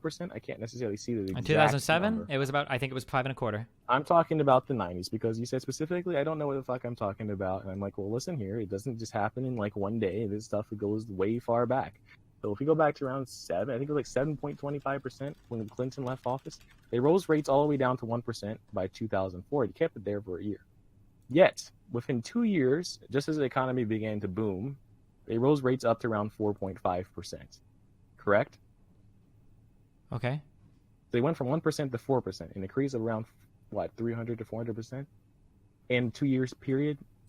after lowering them from 7% to 1%, and you don't think that would have some type of investment impact? That type of giant change in policy. That's not why the housing crisis happened. Oh. It's okay if you don't know. I just don't know why you would come on here and be so confident and assert that you do know when you don't. I mean, like, do you think that I don't know and I'm just like, I'm going to talk out my ass? I definitely think you don't know, and I think you are talking out of your ass because you just started saying that the 2007 crisis has nothing credit, and that it's just Wall Street. I said that it didn't have to do with low rates, or it didn't have to do with, like, the Fed. That's not what caused the 2007 crisis. Really? Yes. Okay. So can you tell me what caused the big crash? Before I make a claim, I'm going to research this before I say it to you. Wait, okay, I don't care if you have to research it, but why wouldn't you just say, I don't know, instead of trying to push it as part of your narrative when you don't know? Why not just say, well, I'm not sure what caused it? I'm just making sure what I know is correct before I say things. Well, no, you're researching it because you have no fucking idea what you're talking about. Yes, okay. Let's see. Several news articles about Greenspan here. Is Alan Greenspan famous for his libertarian? You're not going to be able to. You're not going to be able to learn this in like 2 minutes. Like it's. Who said I'm learning? I already know this stuff. I'm just actually looking for stuff. Okay, why don't you give me a general overview of what happened then? If you're just, so we don't have to get into the specifics. Just give me the general overview. Well, okay, first of all, you said Wall Street. Wall Street did play a huge part because they packaged several subprime loans into several different things and sold them on the market, which expanded the collateral damage that would inevitably happen when these loans went bad. There was a law passed back in the 2000s, or actually in the 70s in the Carter administration, but it was remodeled, written by the Bill Clinton administration, Community Reinvestment Act, which did change some things and actually made it so that, basically banks were kind of forced to loan to lower income people sometimes, or else, they might get sued. Now, I'm not saying that's the majority of what has happened, but, a lot of people that were not able to afford loans prior to this were able to afford loans when the interest rates on said loans went down. And what happens is when it comes to the banking, we have a fractional banking system, meaning that when you basically the money you put into your account isn't specifically going to stay there. They use your money to invest it. And when they're running low, based on the reserve requirement set by the Federal Reserve, they basically can go borrow money overnight for the Federal Reserve. And so they make tons of loans like this. Money supply grows this way. It's how the banking markets grow. So the banks invest in tons of packages. There's a repeal of the Glass-Steagall Act in '98, which allows these super banks to form in the United States of America. It becomes more centralized, and the damage becomes much more huge when you have these giant corporations all doing the same type of risky loan behavior. And so Greenspan so let's look at this. Even Greenspan agrees with me what I just said here. Mr. Greenspan said, specifically for years, the Federal Reserve has been concerned about the ever larger size of our financial institutions. You're reading something right now, right? Wait. What are you reading right now? Can you link me what you're reading? Systematic risk should they fail. Wait, can you link me what you're reading right now? Yes, it's from the New York Times. And I'm just reading what he said there. So the general timeline is that we had a bubble in the 90s. Nice stock and tech bubble. When that burst, it did hurt some investment, but we saw housing prices continue to skyrocket. They didn't go down. And initially, we lowered rates because the job market was looking really weak early in the Bush administration. We were losing a lot of manufacturing jobs. Growth wasn't particularly that high after being at a really high for about the last 20 years. So we lowered interest rates, and many people lowered interest rates across the world. And what ended up happening is credit card debt skyrocketed. And so did civilian debt as well. Many people began buying houses that they couldn't afford with the idea of flipping them for profit. And so when everybody's taking all these loans they can't necessarily afford, but they hope to flip it over later on, when they can't afford to pay these, real estate taxes or these increasing interest rates, which are subprime mortgage loans, these things, they're packaged and sold because these banks knew that these were bad loans when they made them. They were just selling them. And that increased the problem here and cool. abroad. Wait. Now, of all of this, can you tell me what the Fed caused here? The Federal Reserve's easy money policy, it gave a greater incentive. And they also are in charge of regulating bank actions. So, which the government stripped them of the Mr. power to do, right? This is the whole deal with Glass-Steagall and everything, so that banks could become investment banks, which I'm sure you know, of course. Yes, and Mr. Greenspan said this was a big worry, that these were big financial institutions, specifically worried about these type of mega banks. And he said specifically, regrettably, we did little to address the problem. So what Meaning you're wait. So what you're just saying is that his issue there was that the massive capitalist mega banks were going to fuck the economy up, and that there wasn't enough government regulation there to stop them from doing it. That's what you just read. Mm-hmm. That's not saying the Fed fucked things up. That's saying the government. No, he said the Federal Reserve. The Fed. That's the job of the Federal Reserve. The Federal Reserve also regulates and oversees banks. How the Federal Reserve does not have the power to prevent banks from creating the financial instruments they did that led to the 2007 crisis. The Federal Reserve can't possibly pass legislation. It's not what the Federal Reserve does. The Federal Reserve controls monetary policy. That's it. Okay, sure. Okay, so we should move on to what do you feel you know the most about, or you know anything about? I guess, because at this point I'm not actually sure. So what was it you were saying? The Federal Reserve had very little, if anything, to do with the 2007 collapse. Okay, so then why is it that experts don't agree with you? You haven't cited me, you just cited me Greenspan, that was the chairman. And he was in charge of the Federal Reserve. Yes. And he said he made a mistake. He did not say that the Fed led to... The Federal Reserve System supervises and regulates a wide range of financial institutions and activities. Hello, thank you. You got all smug. Do you think that supervises and regulates a wide range of financial institutions means that they have the power to tell a private investment bank on Wall Street that they can't package up MBSs into CDOs? Do you think the Federal Reserve can do that? Yes or no? There's other bank regulators as well, but the Federal Reserve does regulate banks. Why are you talking about other bank regulators when we're specifically talking about the Federal Reserve? Why do you keep pivoting? He said that they didn't have the ability to do it, and it literally says they supervise and regulate a wide range of financial institutions. So you said they didn't. I just said that they don't have the ability to prevent the activity that happened. That is correct. Two major focuses of banking supervision and regulation are safety and soundness of financial institutions and compliance with consumer protection law. And guess who does consumer protection law? Not the Federal Reserve. Wait, do you know what CDO stands for? Wait, do you know what CDO stands for, real quick? What? Do you know what a CDO is? Yes. What is it? You're Googling. I'm not Googling. What is it? A CDO? Yeah, what is it? I know exactly what it is. It's like when it was like it's a package deal. Why can't you just say no? Why is it so hard for you to just say no? I can't remember specifically 100% factually. I know you're just going to interrupt me as soon as I'm not trying to interrupt you, but this is like a central reason for the 2007 collapse, and you don't even know what it is. Debt obligation. Thank you. I know that you can read it. Sure. Which is what I've been talking about this entire time in the first place. So okay, let's move on to something else. Okay, this is not. No. Because again, you're acting like you know that much, but you just got proven wrong several times. No, this shit is my job. I've been talking about CDOs this entire time, haven't I not? No, you haven't, because when you talked about risky I loans, I said when they packaged up subprime mortgage loans and sold them on the market when they knew they were bad to begin with. What do you think that was? That definition could also refer to an MBS. Okay. What do you think an MBS is? You're just talking out of your ass. What is an MBS? I'm curious. You don't know it. Okay. So how do mortgage-backed securities and CDOs relate to one another? Wow. What does this have to do with anything? It's literally the cause of the 2007 collapse. And I've been talking about this the entire time, and you have acted like I haven't said No, because you're not talking about it. You're reading the article. You're trying to light speed read these articles that you don't understand. You're learning this in real time. I should be getting paid to tutor right now. I just told you what happened, and I've been saying that this entire time. I'm curious. If CDOs were so shit and had so many bad loans, why were people buying them? They didn't know they were bad. Why didn't they know they were bad? Because they had good ratings on them, and they shouldn't have. Okay.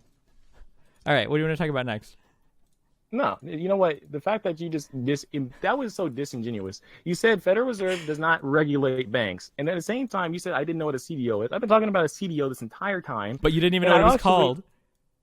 Oh my fucking god! Just because I don't remember what the fuck the abbreviation stands for does not mean I don't know what the fuck I'm talking. I mean, about. it's literally what it is. A collateralized debt obligation is literally tranched multiple investments that are put together in a package and sold to people. Like the name describes itself. What? What did I say that was incorrect? Because you're focusing on terms. What did I say that was incorrect? You seem to think that just because the Fed is What did I say was incorrect? I'm telling you. You're saying No, that you're saying that the Fed has the ability to regulate these banks just because the Fed has some monetary policy power that they can somehow supervision. The Federal Reserve supervises and regulates a wide range of financial institutions and activities. The Federal Reserve does not have the ability to tell Wall Street what it can or cannot package in a CDO. The Federal Reserve does not have the power to tell it does have the ability to check the soundness of the banking institutions of America. It is not the Federal Reserve's job to dictate policy to Wall Street. That is Congress's job. You're refusing to admit that you're wrong here. Okay. What what's the next thing you want to talk about? No, I mean seriously. What? If you can't even agree with the facts, I just sent you an article and you're just talking out of your ass right now. Here's a question. Why is it that during the big collapse, why didn't the government just put all the money in the bank? If the banks are all FDIC insured, nobody would have lost the money, right? What? Why didn't the federal government just put everybody's money in a bank when the collapse happened? If all the banks are FDIC insured, then nobody would have lost any money, right? That's what FDIC insurance means, right?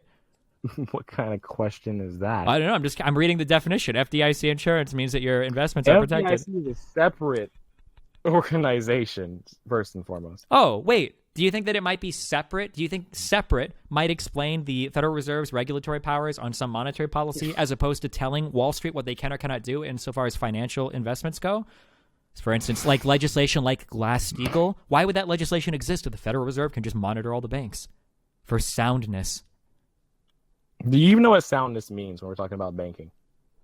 It could talk about solvency. It could talk about ability to function correctly. It could talk about ability to withstand some sort of financial difficulty. I don't know. Soundness can mean a lot of different things. Ability to withstand financial difficulty, correct? Sure. Related to monetary policy. Which talks about liquidity. It talks about loans that are being loaned out. It talks about regulating how much money they need to keep in their bank account to stay sound, correct? That could be part of it, sure. But it's not going to talk about what you're allowed to control. You don't think they control money supply like that? No, money supply isn't. No, I'm saying they do, but money supply isn't what caught. We got to talk about something else. This is like I'm getting AIDS actually from listening to this conversation. You're getting AIDS from listening. Yeah, you should. You really should be getting AIDS. I am. No, because you're like throwing a bunch of terms and then trying to read a dictionary definition. So when you threw CDO, that was not throwing terms. No, I'm not throwing terms. I understand concepts. You're like trying to speed. You do not understand the concept of central banking then, obviously. Okay. You're right. You got me. What are you going to talk about next? Thank you. Do you know what a fractional reserve banking system is? Sure. What is it? In the United States, banks only have to hold a certain reserve. No. That has nothing to do with fractional reserve banking. Do you know what that is? You started talking about the United States of America. That's not correct. Well, I don't know. Fractional reserve banking might mean other things in other monetary institutions around the country. You don't know anything about banking, so then why are you talking about it? Thank you. You got me, dude. Oh my God, you got me. I like how you cut me off when I started talking because you knew that I know exactly what fractional reserve banking is. For a moment, you don't know what the hell you're talking about, so that's why we're moving on. Typically, when I have discussed, I paused, I let you say something, and what you said was incorrect. So my broadcasts are typically international. So when I'm talking about monetary policy, because I don't know how the ECB... Fractional reserve banking is an international policy. It has nothing to do with America. I don't know if fractional reserve banking is done the same way in Germany for the EU or the same way in the UK as it is in the United States. I'm not entirely sure how fractional reserve banking works in other places around the world. I can't speak. You don't know what it means. No, that's because I don't know the economic or monetary policies. Okay, yeah, you got me. All right. Thank you. What else you got, dude? Yeah, that's about it right now. Because you don't even know what you're talking about. You just keep talking out of your ass. Yep, you got me, dude. Wait, so I'm just curious after this. So if I go and I look up like fractional reserve banking across every single country in the world, everybody has the exact same. There are different central banking institutions across the nation with their each different policies and regulations. Each of them set their own reserve. Each of them have different requirements. Each of them have different things. But in basic economics, you learn about the fractional reserve banking system. There's several types of banking systems across the world, and there are several types of central banks across the world as well. Some of them have different goals. New Zealand, their focus is actually inflation and real economic growth. You look at the United States of America, their goal is stability. You look at Europe right now, their goal is actually to grow the economy. Look at Japan; they print money quite a lot. Their goal is basically to provide tons of liquidity. Didn't I just say this? Crap. Can you stop reading articles to me? Why are you reading me things? I can read faster. We're not talking about fractional reserve banking, though. That's totally a different thing from what I just said. That's central bank policy, which is not the same as fractional reserve, which is actually different. It means like if you put amount of money, you know what? If you take economics 101, you know what I'm talking about. I would. Something about how banks only have to hold a certain amount of reserves compared to what they loan out or something, maybe? I don't know. I'll try wiggling it. If someone makes a deposit, you keep a certain percentage, and then that increases the money supply in that bank. Isn't that literally what I just said? Are you reading a definition and you didn't understand what I said? Okay, buddy. Wait. What do you think I said that was different than what you just said?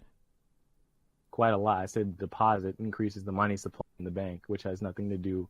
How do you increase the money supply in the bank with a deposit? What do you think that means? Oh. It literally means you can loan out more than what you've taken in deposits. That's what fractional reserve banking is. Oh my goodness. Do you acknowledge that or do you deny that? Why are you talking about something you don't understand? Okay. All right. Because you're just Googling things. I don't have, dude, this is my shit. This shit is my job. I've done this for the past 3 years. I don't have to Google this shit. I've already fucking read through and been through this shit like a million times. You read about it. That's why I have to. And I walk through conservatives like you over and over and over again to these same conversations. It is the same conversation. It's just absolutely amazing, though. Like, the fact that you're this cocky, especially when you don't know what you're talking about. You just Googled it out there, out of the blue, and then you're like, oh, look, now I understand it 100%. You were literally reading me articles earlier to try to explain the 2007 collapse. How could you possibly accuse me? Wait, did you say I was reading articles? You were reading articles. When you read collateralized, when you read collateralized debt obligation, you actually fucked up when you read it. You said like collateral damage or whatever. You actually I heard you do it live, and you're trying to pretend that you're not reading shit. You know I can tell the difference when you're reading an article versus actually telling me things that you understand, right? Okay, so when I talked about specifically, wow, wait, did you say I don't understand economics? Okay, buddy, but I can't believe you just said that. But secondly. I talked about the entire crisis without Googling anything, and you're like, you're literally reading articles. I can hear you reading. I sent one article to you, and no, I was reading a chart to make sure that my statistics were correct about the federal funds rate. Oh, because you realized that because when you said that in 2007 was really high, that 4.5% is super fucking high, especially compared to the fucking 70s and 80s, huh? The market couldn't support 4.5. We're at 2% after 10 years. Hello, are you even self-aware? Why are we at 2% after 10 years? Wait, what is that supposed to mean? What do you mean by that? Wow. Okay. No, I'm just curious. Why do you think the federal funds rate was so low after 2007? I'm curious. I don't understand. I'm asking you to explain it to me. Lack of liquidity, lack of loan growth, weak economy. Mm-hmm. You want to have easy money policies to grow the economy. Oh, cool. Okay, yeah, you got that then. Good job. You don't. You know what? I didn't think you get the right answer, but you got it, dude. I'm impressed. I haven't had any fucking wrong. I mean, except for every single thing you said earlier on the Constitution. I don't even remember. I've lost track at this point of how many crazy statements you made. Yeah, when you lie, it's hard to keep track of your own lies. I'm not lying about anything. You can't read. You're actually illiterate, and you posted me an article that you didn't even understand when you fucking read it. And then you denied not understanding it. Making ad hominems. I found out that you were. I'm not making ad hominems. If you can't read, that's relevant to our discussion. It's not an ad hominem. I'm not like making fun of you. I just didn't know you were illiterate. But that's like really relevant. I'm not literate. Really. I'm not literate. I mean, I'm sorry. I'm sorry, dude. That's an ad hominem. Yeah. Maybe that makes my earlier attack on your parents even less of an ad hominem because they didn't teach you to read either, or what MLK understands to be true. So that's not an ad hominem either. No, I'm just making descriptive claims about your existence, I guess. My parents fucked up. Now you say my parents said they couldn't even teach me how to read. Wow, buddy. I'm really proud of your parents. They raised you pretty way. This is great. I mean, is this what you do for a living? Is you just go around attacking people and making things up as you go? When they're literally spreading like fake news and shit and making shit up. Yeah, my goal is you were earlier. Articles you haven't sent any articles that you didn't understand because you don't know how to read, and then articles that didn't agree with your first argument because we were talking about federal elections. And you're linking me that the Boston Council is considering the fact you didn't even know that some of these things had already passed in other states because if you did, you would have linked me that instead. Like, you didn't even know the depth of your own argument. This is my favorite thing about conservatives. You're always one question away from collapse because you haven't thought through a single Another position. ad hominem. It's not an ad hominem. It's a fact. If you were arguing with me about whether or not undocumented people could vote, you would have at least sent me an article from San Francisco. And you continually are losing this debate. I know, dude. Yeah, you're done. Goodbye. Thank you. You keep Later, making lies, and you keep doing personal ad hominems. Yeah. Thank you. What, as opposed to impersonal ad hominems? Impersonal. Wow, that's really retarded to say. I mean, you're the one that said something redundant and vacuous. that. See you later, my dude. Yeah. Go. Yeah. Mm-hmm. Good luck, dog. Yeah, good luck to you too. Honestly, you need to research your economic stuff because that was pretty embarrassing. First and foremost, can you read me understanding of the Constitution, thinking that it doesn't bind people federally? Another thing. Oh, you mean when the Constitution says something is federal law, you think that automatically makes it state law too? If something applies only to federal people, that it automatically applies to all state people? Hold up, do you think the Constitution only applies federally? When it says specifics to federal things, yes. Oh, when it gives powers. Yes. No, earlier, the definitions you read me when you were saying in federal elections, that means for federal elections, not for state and city elections. You seemed to not understand that. Okay. And you seem not to understand fractional banking or interest rates or the financial crisis at all, or how any of this works, or how any central bank works for that matter, or how money supply works, or how economics works, or how actually domestic policy works, or how Russian investigations and judges work. Oh, yeah. That was another thing you said. You thought that Russia tampering with our election via propaganda was the same thing as Russia changing the propaganda. votes. Can you tell any Republican right now propaganda they ingested about Donald Trump during the election campaign? Everything related to the hacking of the DNC and the releasing of those emails. Oh, so wait, all that's fake? I didn't say that was fake. I just said it happened. What do you mean? Then how is it propaganda if they just released the real thing? Did they slant it and edit it? Wait. Wait. Hold on. Propaganda? We're going to play Simon Says, okay? Simon Says, put your hands over your head. Now tell me what you think propaganda means. Don't Google it. You're Googling it. Don't do it. Do you think that propaganda has to have a slant? Do you think that propaganda has to be like fake for it to be propaganda? No, propaganda could simply just be a personalized type of advertisement. Anything, I mean, a lot of things in life right now, propaganda is just a dirty term that we don't use for things, but it's anything that's trying to change people's minds through any media, which is propaganda, basically. That's a general term for propaganda. And I'm not Googling this. I'm quite literate. Thank you very much. So, maybe if you don't interrupt me every 5 seconds, maybe I could say something. And maybe if you weren't trying to lie every 5 seconds, I would actually be able to form a nice, coherent argument where you keep interrupting me. Okay, wait. I'm just curious. Who do you think has spoken more this conversation, you or me? You know what? Me, because you ask questions and then you interrupt me. But you know what? I'm still going to talk over you. I'm sorry. So including interruptions, do you think we've talked for about the same amount of time, or do you think you've literally spoken for like twice the length I have? Most likely twice in length, and you keep interrupting, though, before I can finish my point. Okay, how am I the one interrupting? About what you say. You're asking questions about what I have to say, and then you interrupt me in the middle of me saying something. Okay. So why are you asking me if the Hillary emails were fake when you brought up propaganda? Why do they have to be fake? So were they slanted? Well, I mean, it's a slant to only release information from the DNC and not the RNC, if that's what you mean. Oh, what would you find about the RNC? I don't know. Russia wasn't concerned with the RNC. They were concerned with the DNC. Oh, so do you know that there's actual proof that they hacked the election? Have you seen them hacking the election? And did the DNC give the FBI the server? What server are you talking about? The server that they hacked. You said they hacked the server, so where's the server so we can see? They went through the servers themselves at the DNC. Oh, the DNC went through it themselves. Are you talking about Hillary Clinton's personal server? Are you talking about something different? You said the DNC server, didn't you? Okay, yeah, the DNC, all of that stuff was analyzed by the... 5 different nations hacked Hillary Clinton's server. What? 5 different nations have been suspected to have hacked Hillary Clinton's Really? server. Then where are those emails? I don't know. No one's released them. Sounds like they weren't hacked then, huh? They weren't. Well, that's what the same people saying that Russia... Okay, sir. Wow. Do you understand the difference between the DNC computers and Hillary Clinton's server, or do you think that there was just one giant... I made quite a clear distinction that they're totally different, and you're the one... Really? Because you're the one saying, wait, hold on. When you said, where is the server, do you think that the FBI didn't personally look at any server? Or did you literally think... The DNC did not hand over the hacked server to the FBI, as far as I know. So you don't think the FBI went through any of the DNC servers?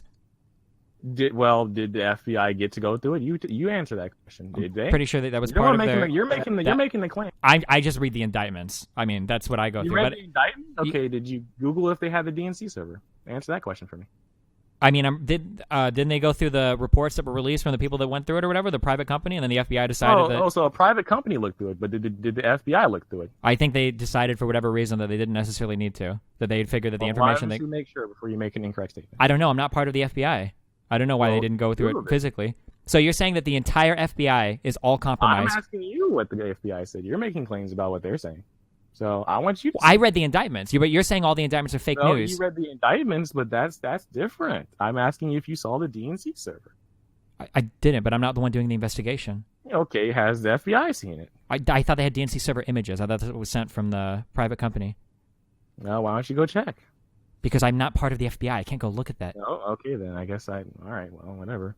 Okay, I guess we'll just trust what Russia says over our own intelligence agencies then? I mean, as far as I'm concerned, I just asked you a question. I would like to see evidence. I mean, I don't know. You're making a claim. I'd believe you if you have something. I mean, show me. Hey. I mean, there are the indictments that Mueller made, but I guess those are worth nothing to you? Those are indictments. Those are not convictions. I don't know, sir. I want to see whether or not they had the DNC server. You said that Russia hacked the DNC server, and then they had it going to the FBI. So, if they went to the FBI, I would love to see it. Yeah, so it is intensely interesting to me that you insist that Hillary must have done something wrong, even though after a year-long investigation there were no indictments. But for some reason, we have actual indictments printed by Manafort that have been authorized by federal judges and shit. But all of that is fake news. So it's insane how partisan you are. That's hilarious to me. Help Hillary Clinton lose the election when he came out and gave a speech about how he's reopening the investigation. Did what? James Comey interfere by helping or by telling people publicly that he reopened the investigation into Hillary Clinton. He probably had an impact. Yeah, sure. Oh, he did? Yeah. Interesting. Why is that interesting? I mean, listen to what you just said. Oh, shit. Because it's like the same... Oh, wait. I'm sorry. I forgot I'm not fucking retarded. Are you implying that working with a foreign agent that is unregistered is the equivalent of a local law enforcement... Foreign agent? There's actual proof of that? That's what a lot of the indictments relating to Manafort right now are. Sure, conspiracy against the United States, working with foreign unregistered agents, and that's what that lady from the gun shit, the NRA, got arrested for, wasn't he? Wasn't she an unregistered foreign agent? She was spying on the NRA. Okay.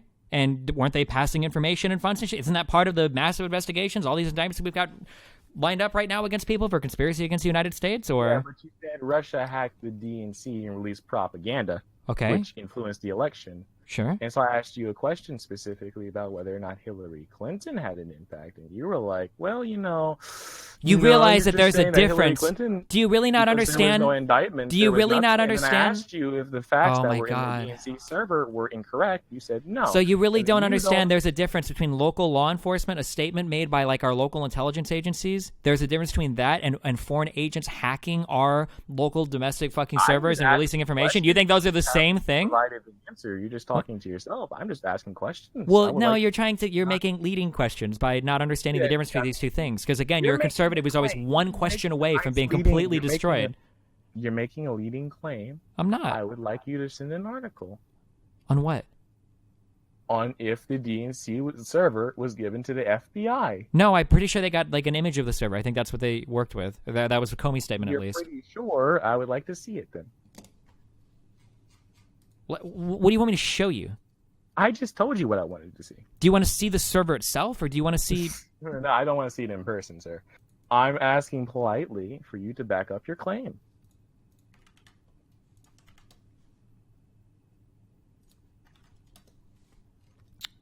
Okay, let's read this. Okay, the Daily Beast. All right. Trump's missing DNC server is neither missing nor a server. Okay, the president can spout conspiracy theories all he wants, but the DNC turned over all its key data to the FBI after it got hacked, and that info wasn't stored on a single server. Donald Trump turns to right-wing conspiracy theories when he's concerned, and he was cornered on Monday, standing feet away from Vladimir Putin at a press conference following their Helsinki teat-to-teat, I don't know this was. A reporter challenged Trump to condemn Putin for Russia's election interference, blah, blah, blah, blah, blah. and launched into a rambling discourse about Hillary Clinton's emails on a supposedly missing DNC server that hides the truth about Putin's innocence. You have groups that are wondering why the FBI never took the server. Why didn't they take the server? Where's the server? I want to know. The server is saying shut up. The server Trump is obsessed with is actually 140 servers, most of them cloud-based, which the DNC was forced to decommission in June 2016 while trying to rid its network of the Russian GRU officers working to help Trump win the election, according to the figures in the DNC's civil lawsuit against Russia and the Trump campaign. Another 180 desktop and laptop computers were also swapped out as the DNC raced to get the organization back on its feet and free of Putin's surveillance. But despite Trump's repeated feverish claims to the contrary, no machines are actually missing. Despite blah, blah, blah. Okay. It's true that the FBI doesn't have the DNC's computer hardware. Agents didn't sweep into DNC headquarters, load up all the equipment, and leave Democrats standing stunned beside empty desks and dangling cables. There's a reason for that, and it has nothing to do with the deep state conspiracy to frame Putin. Trump and his allies are capitalizing on a basic misapprehension of how computer intrusion investigations work. Investigating a virtual crime isn't like investigating a murder. The Russians didn't leave DNA evidence on the server racks and fingerprints on the keyboards. All the evidence of their comings and goings is on the computer hard drives and in memory, and in the ephemeral network transmissions to and from the GRU's command and control centers. When cyber investigators respond to an incident, they capture the evidence in a process called imaging. They make an exact byte-for-byte copy of the hard drives. They do the same for the machine's memory, capturing evidence that would otherwise be lost in the next reboot, and they monitor and store What? That's what I'm saying. They gave images. Yeah. Okay. But not the full server. Well, they made a byte-by-byte image of the drive, and first of all, it's not one server. There's a multitude of servers, and a lot of them are cloud-based. So they're probably VMs, I'm guessing. They didn't give the cloud-based server. You can't. System. What do you think? I don't want to talk about this. I want to move on. I'm gonna get triggered. I can't do it. We gotta. Or are we done? Are we good? Actually, I'm asking simple questions. You're not like they didn't give the cloud-based server. What do you want them to give? Like a fucking slice of a fucking VM on a server in Amazon's cloud? What does that even mean? No, dude. Like we can't. I'm gonna get. That's really interesting, but I'm thinking about actually the intellectual ability, like the capabilities of technology. If you're thinking that Russia is such a novice when they're hacking into the DNC, that they're going to leave a digital footprint to where you could trace it all the way to Russia. I don't know. You don't know because you have no idea how these technologies work. I'm intensely positive of that. So it's not worth how can you track? What if they use incognito mode? You know what I find mostly interesting is a lot of people can get hacked. You see recently over the last 10 or so years, many giant corporations and their giant server systems have been hacked and slowed down and completely destroyed by just one hacker. Okay. And they couldn't even find out where these people are sometimes.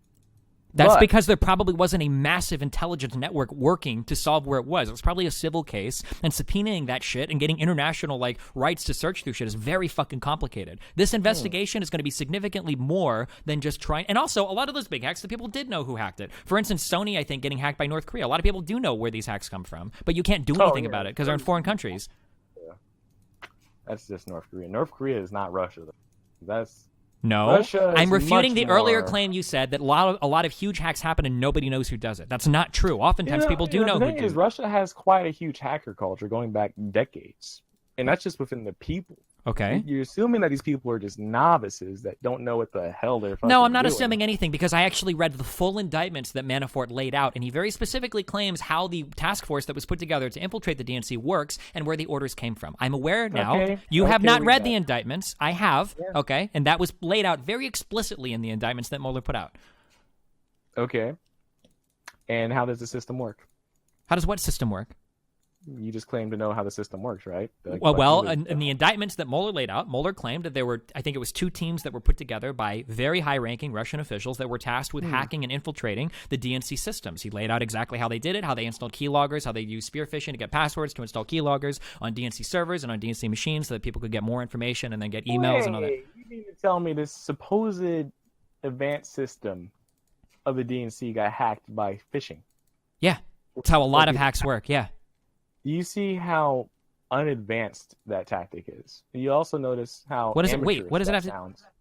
Okay, I don't know. I know actually that you know nothing about hacking, okay? But if you're trying to hack something, you don't have to use an ultra super duper sophisticated technique. If spear phishing works, you don't want to get found. That's probably what you would do. Why does it matter if they get found or not? Our current president won't condemn them regardless. Because, silly, if you're like a major foreign power, the Obama administration does not like Russia. DNC is a part of his president's party. You're seriously sitting here and telling me that one of the most advanced hacking regimes in the entire world would send a phishing attack to the DNC, and the DNC fell for it, and that the information found on their servers was actually true, and then when they released it, unedited, supposedly, according to what they say, that is supposedly propaganda that's been slanted with the collusion narrative of Donald Trump being involved in all of this, because Russia wants Donald Trump as president. Over Hillary, yeah, for sure. That's pretty obvious.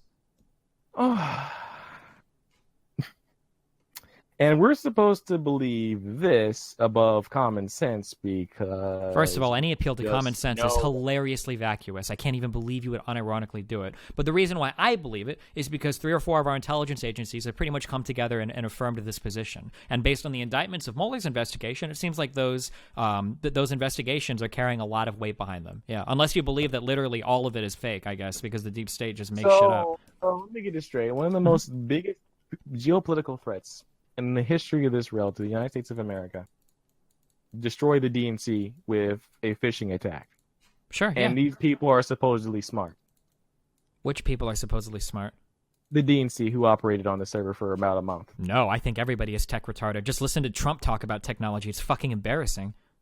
Oh, so these tech retarded people fall for a phishing attack, and they are mad about it, so we need to indict people. No, we need to indict people because we have foreign agents working to subvert our election process. That's why people are being indicted. Okay, so you say subvert okay, so how would this news about this phishing attack and these emails subvert the American process? Because the emails were released to WikiLeaks, and then they were released on specific timetables in order to undermine Hillary during the election process. It's actually been quoted as saying it was not the government that did this. The what? Wait. What'd you just say? He said it wasn't the Russian government that gave him the link. No, I didn't say that. I said that they were under... He said that. Julian Assange has said that... I don't care what Assange says. He's a fucking piece of shit. Assange is always going to lie. He's a tool of the Russian government, obviously. It's incredibly obvious to anybody that's not an idiot. Yeah. Oh, he's a tool of the Russian government? Yeah, absolutely. Yeah, of course. So now we're going into Russiagate. Everyone's just a tool of the Russian. I mean, Donald Trump's a tool of the Russian government, too. So is his son. Right? Right? I can't, if you're a conspiracy theorist, I can't really I don't know how to talk to you. You just said without any evidence that Julian Assange is in control. He's like a Russian puppet, practically. There's plenty of evidence that Assange, first of all, the indictments that came out show that WikiLeaks was communicating with Russian persons to do these releases of emails. Firstly. Secondly, Assange has refused to release any type of incriminating information on Trump or the RNC, which kind of shows that there's a huge fucking slant there. Wait a minute. You're assuming that there is one. That's a conspiracy theory, isn't it? No. Assange specifically himself said that they had information on Assange. You refused. You said they Assange. Yes, listen, please, because you don't watch the fucking news apparently. It's okay, I'll tell you. Assange literally said that they had information on Trump, but they didn't want to release it because they figured everybody else was like bullying him or whatever. That was Assange's own word. Now, maybe that was a deep state Assange puppet. I don't know what kind of conspiracy you subscribe to, but you can laugh it off because you're nervous because you have no fucking idea what you're talking about. I mean, I'm used to it with conservatives, to be honest. But I mean, yeah, Assange specifically said that. This entire Russia conspiracy shit is hilarious to me. I just love how you guys didn't talk about it until after the election. No, Obama himself briefed Trump coming into office. Devious, you would have been talking about that from the beginning. Because the average American lost. Because the average was up 10% apparently. The investigation was ongoing, dude. What are you talking about? The investigation was ongoing. Okay, sir. I get that you say the investigation was ongoing, but there's actually been media reports also by several people in several instances where I think it was like the White House specific, like the guy in technology, he specifically stated like, oh yeah, we knew about Russia. And then he was told to stand down, I believe is one thing he did say about something. You can They were told not to make public statements about it because people are generally... Why wouldn't you then if they were such giant propaganda that this was so dangerous? Because believe it or not, some people have a deeper understanding of freedom of speech than the fucking Psych 101 or whatever weird fucking shit that you're citing for your understanding of it. People in government try really fucking hard not to say or do things that will swing elections. That's why Comey coming out and releasing the... Please let me finish one sentence before you ramble on some dumb shit, all right? This is why Comey came under so much fire and why Comey himself was so conflicted about stepping in front of the DOJ and saying publicly that they weren't going to recommend charges for Hillary Clinton. That was a very difficult thing for Comey to do because typically you don't want to do shit like that near the election time. So Obama coming out and having the DOJ or somebody make an announcement that, well, hey guys, just so you know, Russia's trying to make Trump win, would do a lot to undermine the election process. And there are some people in government that have some level of integrity that don't want to do that. Can you please? You didn't even hear the last sentence. Hold up. You mean to tell me phishing attacks that anyone can do, including me and you, because it's very simplistic, can hack the DNC, get so much information, and then destroy our entire intellectual and integral abilities to have a federal election? Yes. Which because Barack Obama democracy himself said was dies impossible, when people like you cannot are have allowed to votes. vote. That's the sad reality of it. Yeah. That's so how it there's works. a disinformation campaign. Yep. You tell me that it's the mark of freedom of speech to shut up about disinformation. Why do you keep bringing up freedom of speech? Interacting with unregistered foreign agents for the purposes of spreading propaganda that are procured by said foreign agents has nothing to do with freedom of speech. Please stop appealing to the law if you don't understand the law, sir. Destiny, you brought up freedom of speech talking to me. Okay. In regards to the Russia stuff, what are you talking about? You did just talk about freedom of speech. You said whatever Psych 101 you got your understanding of freedom of speech from. People in government do not want to weigh in on these type of investigations because they have a very good respect for. Because they don't want to undermine. Okay, sure, yeah, all right. There you go. But freedom of speech has nothing to do with people interacting with Russia and getting foreign agents to hack our servers and then release that information. I don't think I said that. Did I say that? Then why are you bringing up freedom of speech? Then what do we disagree with here? I was telling you, if there's a disinformation campaign and the Obama administration knew about it, why wouldn't they say something if they didn't want the election to be I just told you, because it was an ongoing investigation and they didn't want to come off as doing some partisan crazy shit during an election process. Do you not understand that? Do I need to break that down or explain it for you? If it's so serious that it can actually influence the election, why didn't they say something that it could possibly... What kind of a statement could they have possibly made? Please tell me. We believe Russia interfered in the election. How? That's the kind of questions we have today still. Okay, well, no, because we see indictments now. So you're saying that if Obama would have come out and said, by the way, guys, we believe that Russia is trying to make Trump win, you don't think that people would have looked at it and been like, the fuck are you doing? Of course you think that. You're a Democrat. You're trying to undermine Trump. He said the exact opposite. Said, what do you mean? Anyone questioning our democracy is just as fake. Yeah, because possible to be rigged. Yeah, because as sad as it is, and as much as I hate to say it, because fuck do I hate Democrats for a number of reasons, Obama was a principled person that really wanted to believe in the integrity of the U.S. election process. And as our head diplomat, unlike fucking Trump, okay, Obama will actually go to bat for the American people. And he will say, I don't think that our election process can be undermined by any sneaky That was Obama being a naive ideologue and dramatically overestimating the average intelligence of an American voter. Are you trying to say the president didn't know? Because I could have sworn we went over the fact that they did know. Wait, didn't know what? That it was Russia? Didn't know what that was Russia. That oh my gosh, the DNC hack was Russia. Didn't you say that? Yeah, we knew that a long time ago. Back then. Sure. Yes. Okay, so then why are you saying he was naive? Are you saying the president doesn't pay attention?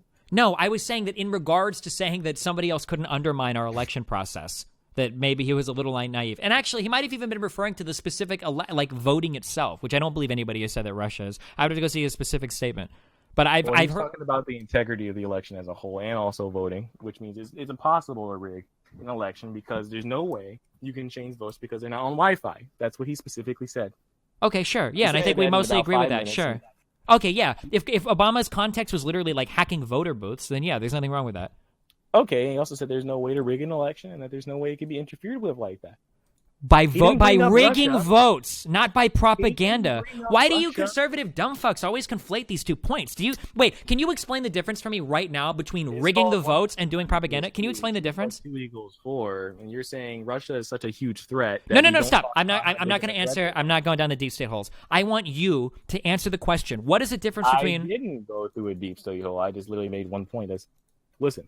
1 + 1 = 2. 2 + 2 = 4. If you can put 2 and 2 together, can you tell me the difference? Such a dangerous threat. Can you tell me the difference? Can you tell me the difference between Russia hacking the election in the voting polls versus what they did? Can you tell me the difference between those two things? I'm saying, why didn't Obama say something about it if it was so serious and they knew about it? I mean, they formally accused them in 2016. I don't know, like, but they're not going to make a fucking huge deal about it because they probably don't want to undermine the election process. No, so then it's not a huge deal then. I mean, it is a pretty huge deal, but... Oh, so you think it's a huge deal, but they didn't because they didn't talk about it. Well, they did talk about it. I mean, they mentioned it. You just said that they didn't. I literally just said they did. They made a statement in 2016 about it. So then you flip-flops then. I didn't flip-flop. I just said that it's not going to be like You said earlier they didn't want to weigh in, so they... Yeah, they're not going to make a massive fucking deal about it like fucking Comey did when he went and did his FBI shit. Okay, so then I guess we shouldn't make a huge fucking deal about it now then. If it wasn't a big deal then. I can't... Do you have kids? You know what? No. Do you have kids? I do. Please do me a favor and get sterilized. Holy fuck. I can't talk to this guy anymore, dude. I'm gonna fucking kill myself. Holy shit.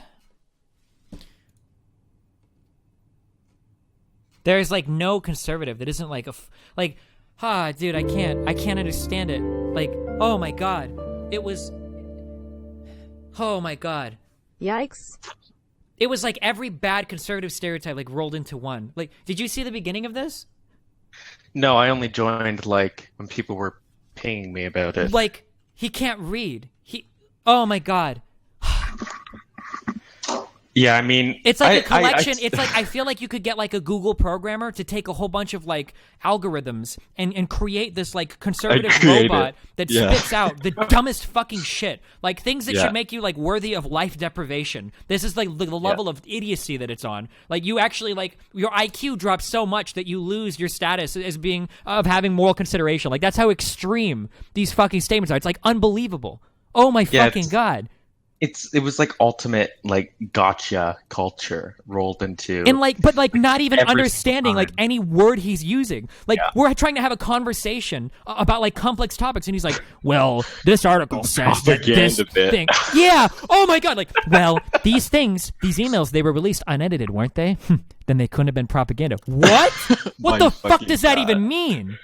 And then immediately he completely backpedals. As soon as he realized that, he would say something where it's like, dude, I know what I'm talking about. It's my fucking job. You don't know what you're talking about. I can tell. And then he would say something dumb and then backtrack it immediately and then try to pretend he didn't say what he just said. Like, yeah. I mean, I don't know why you do it because one of the things I used to do is I'd literally try to find some of the most like extreme, not extreme people, but like steadfast individuals and try to just debate them. Like, come at me, I'll make you socialist. I had that sort of phase, and I don't know if I remember a single time where I left and it was like, that was a good conversation. I took some good stuff away from that.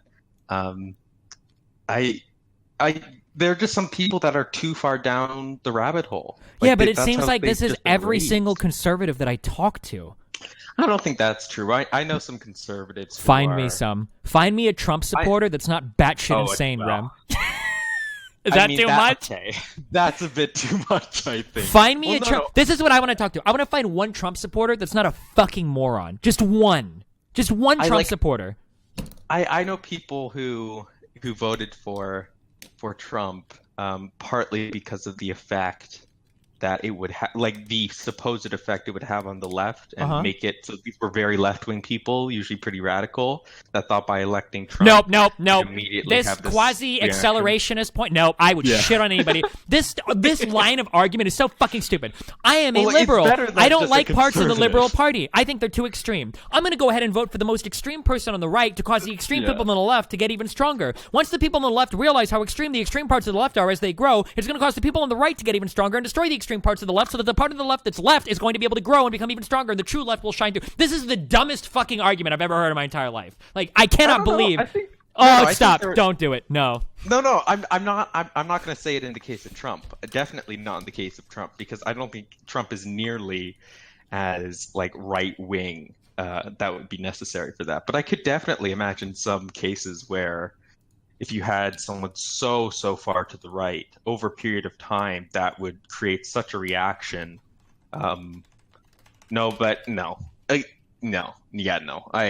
It would not be a democratic reaction. That would definitely be for certain.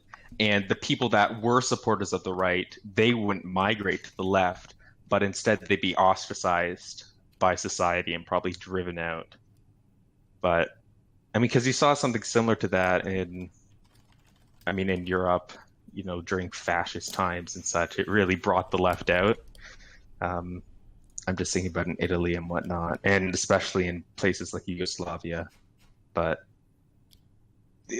no, I agree. I don't think you can find a rational individual who actively will now support Trump for absolutely any reason. But I know conservatives. I do know conservatives who are very pragmatist, and I get in a lot of arguments with them. I'll see some people that are like, I'll vote for Trump because he gives me better taxes. Sure. I could see that. But even that's stupid. I think that's an awful. Well, it's short-sighted, but I mean. Yeah, but I think those people have just shit morals as well. I know people that I think actually have pretty good moral beliefs, but their political beliefs aren't as good, which is kind of odd because you would think that someone could have, because usually when you have two people that agree on the exact same sort of moral foundation, they often tend to have a roughly analogous sort of political set of beliefs. A lot of utils are classical liberals. That's just how it usually tends to be. But I know people that agree with me absolutely on things like morality, but are on totally polar ends of, especially on social issues. It's crazy how some people. I think that's why it's so influenced by how someone's raised, the area that you got raised in. Do you think that democracy can work? I'm actually I'm very firmly in an anti-democracy camp at this stage of my life by talking to these people. Do you want the monarchy? I don't know, or some sort of totalitarian, the benign dictator or some shit. Seems like it would all be, or even with all of its flaws, even something not a what is it called, a technocracy where you get scientists and shit. I know it's got its problems, but compared to what we have now, dude, compared to what we have now, holy fucking AIDS. Dude, I would be in favor of changing it up for fucking anything at this point. I don't think people should be allowed to vote. This shit is insane, dude. I want to fucking kill myself every time I have conversations with these people. They don't even live in reality. This guy couldn't fucking read. Hold on. Let me tell you the first article that he linked me. Okay. So firstly, people, this is what I wanted. This is what I need to do, but I have to fucking control my emotions. What I want to do is I want to get one of these people fucking shit-faced. So totally drunk or some shit. And I want to have an honest conversation with them. I want to go, listen, are you aware that you are fucking crazy? Do you know that? Can you tell that you're a fucking lunatic? And I wonder if you could pull them out of their normal, where they would go yeah, I'm fucking insane. You're right, dude. I'm pretty okay. This is so. We open with Trump's attacks on First Amendment rights or whatever. And I say does it bother you that Trump said that 3 million illegals voted in the federal election, the federal presidential election? Yeah. And he's well, it's happening around the country or some dumb shit it's what? Okay, I haven't heard of that at all. This is the article that he links me. Okay? It's 2 paragraphs. The Boston City Council will consider ways it can let non-citizens vote in city elections tomorrow in a hearing on a controversial measure being pushed by Council President Andrea Campbell. All members of the community should have the right to participate and be included in the governance of that community, Campbell's order states, noting that Boston has a foreign-born population of more than 190,000 or 28%. Yeah, this is not at all related. Yeah, so firstly... I like the places it was posted in, the Donald. Yeah, probably. Wait, was it? And the only comment is, out. Wait, did you search for this article on Reddit or something? How did you know? Well, do you not have the what's it called? The extension, Reddit check. It lets you see any page you're on where it's been posted to on Reddit. It's very useful. It's so useful. Holy you shit! Get it. I'm getting it right now. You've never heard of this? No, I'm actually getting it right now. Reddit check. Yeah. Yep. It's good stuff. And it's funny. Did you see that Atlantic article on Peterson? A long time ago? No. Oh no. Oh, is that a recent one? No, I haven't. This is hot. This is hot news. It was posted on your subreddit, and I posted a comment on it because I was angry. Oh, gotcha. Yeah. Okay. Hold on. Wait. I'll check it in a a moment. We'll talk about it in 1 second. Yeah. When I argued with this guy about this, okay, the way that the Boston. Yeah. Can you? Article? So the first paragraph, okay, the Boston City Council will consider ways it can let non-citizens vote in city elections tomorrow in a hearing on a controversial measure being pushed by Council President Andrea Campbell. Can you tell me what this sentence is saying? um,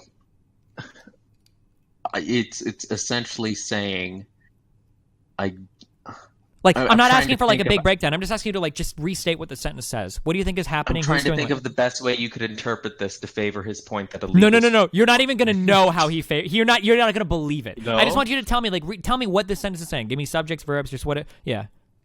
Well, it's saying that it's trying to figure out whether non-citizens should be given the same amount of rights, I guess, as citizens do in terms of voting in the city elections in Boston. Okay.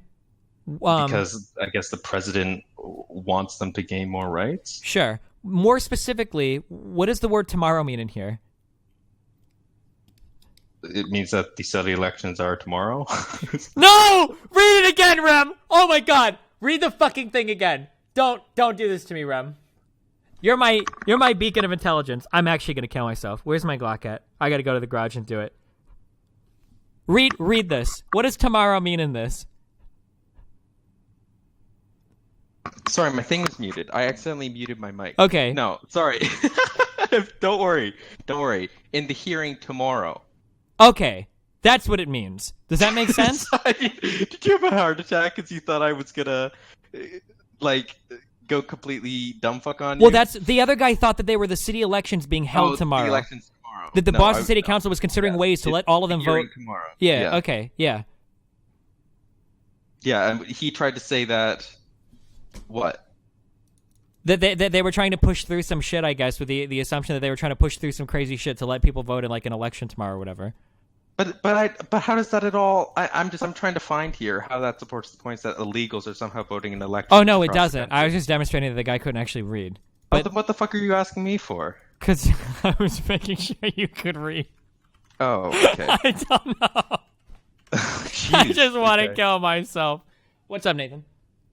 Wait, where'd he go? Oh, he left. Is this article going to tilt the... Oh, and the proposal didn't even pass, yeah. Do I really want to read this? But the Atlantic article. one? 2 years ago, I walked downstairs and saw one of my teenage sons watching a strange YouTube video on the television. What is that? I asked. He turned to me earnestly and explained. It's a psychology professor at the University of Toronto talking about Canadian law. Huh? I said. But he'd already turned back to the screen. I figured he'd finally gotten to the end of the internet, and this was the very last thing on it. That night, my son tried to explain the thing to me, but it was buzzing in my ear, and I wanted to talk about something more interesting. Hold on. Okay. It didn't matter. It turned out a number of his friends, all of them like him, progressive Democrats with the full range of social positions you would expect of adolescents growing up in liberal households in Blue Bubble, Los Angeles, had watched the video as well, and they talked about it with one another. The boys graduated from high school. What's up? Huh? Oh, okay. Yeah, knock yourself out. You can get it. I had watched the videos as well, and they talked about one another. The boys graduated from high school and went off to colleges where they were exposed to the kind of police discourse that dominates American campuses. They did not make waves. They did not confront... did you read that study that recently just said that more left-leaning people than right-leaning people were actually fired from jobs? Yeah. Is that actually a valid study? I didn't look into it too deeply. Well, what was the one about left, about left censorship over... I didn't hear about the one about getting fired for their political. Yeah, supposedly fired? what the study showed was that if you were left leaning, you were more likely than right. Oh, but I wonder if they controlled for like per capita number of Democrats versus Republicans or whatever. Never mind, I don't care. It's not related to this. They did not make waves. They did not confront the students who were raging for cultural appropriation and violent speech. In fact, they forged close friendships with many of them. They studied and wrote essays in their dorm rooms on the bus away games while they were working out. Began listening to more and more podcasts and lectures by this man Jordan Peterson. The young men voted for Hillary. They'd called Home and Trump 1. They talked about flipping the house. They followed Peterson on other podcasts. To Sam Harris, Dave Rubin, and Joe Rogan. Wait. Yeah. Our trifecta of intellectual thought. Yeah, sorry, what? Yeah, it's so annoying to me that, why? Okay, look, Sam Harris and Peterson, I can sort of understand. Okay, but Dave Rubin and Joe Rogan. Well, okay, I'm gonna push a little here. Okay, I don't think Joe Rogan and Dave Rubin should be mentioned in the same sentence. I think that Joe Rogan's podcast can be enjoyed on a very entertaining level. I actually enjoy listening to Joe Rogan's podcast. I absolutely agree. Yeah, Dave I Rubin actually agree with is a that. dishonest fucking snake that is one of the dumbest Yes. motherfuckers I've ever had the displeasure of listening to. When I have to weigh parts of my life when I listen to a Dave Rubin video, understanding that listening to it will allow me to understand him better and provide better content to my audience at the cost of knowing that I am losing IQ that can never be recovered as a result of exposing myself to Dave Rubin's thoughts. This is like Sorry, was Dave Rubin, was he on the Young Turks? yeah, a long time ago, but then he became red pilled or some dumb shit or whatever, and moved over to holy shit, and realized he could make a lot more money being an anti-SJW. Right. Well, but look, I feel like this sentence here, and they followed Peterson to other podcasts, to Sam Harrison. But this is what follows. What they were getting from these lectures and discussions, often lengthy and often on arcane subjects, was perhaps the only sustained argument against identity politics they had heard in their lives. See, what's most concerning to me is that when you look, I think in general, I'm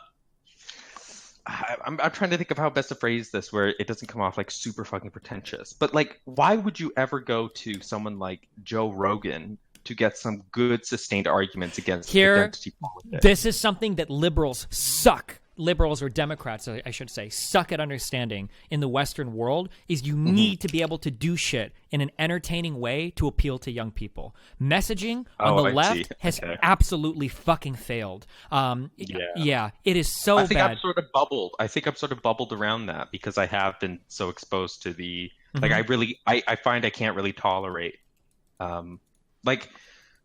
I feel like when I was first I really got into like politics and whatnot like through the whole like 2016 election and stuff, and I feel like that sort of populist message does definitely work. But when you try to think of like some good left wing, like who do you go to? Like, Jon Stewart was amazing. Oh no, I'm talking about like today, like the left. I'm talking not Democratic. Trevor but Noah, like TV or internet?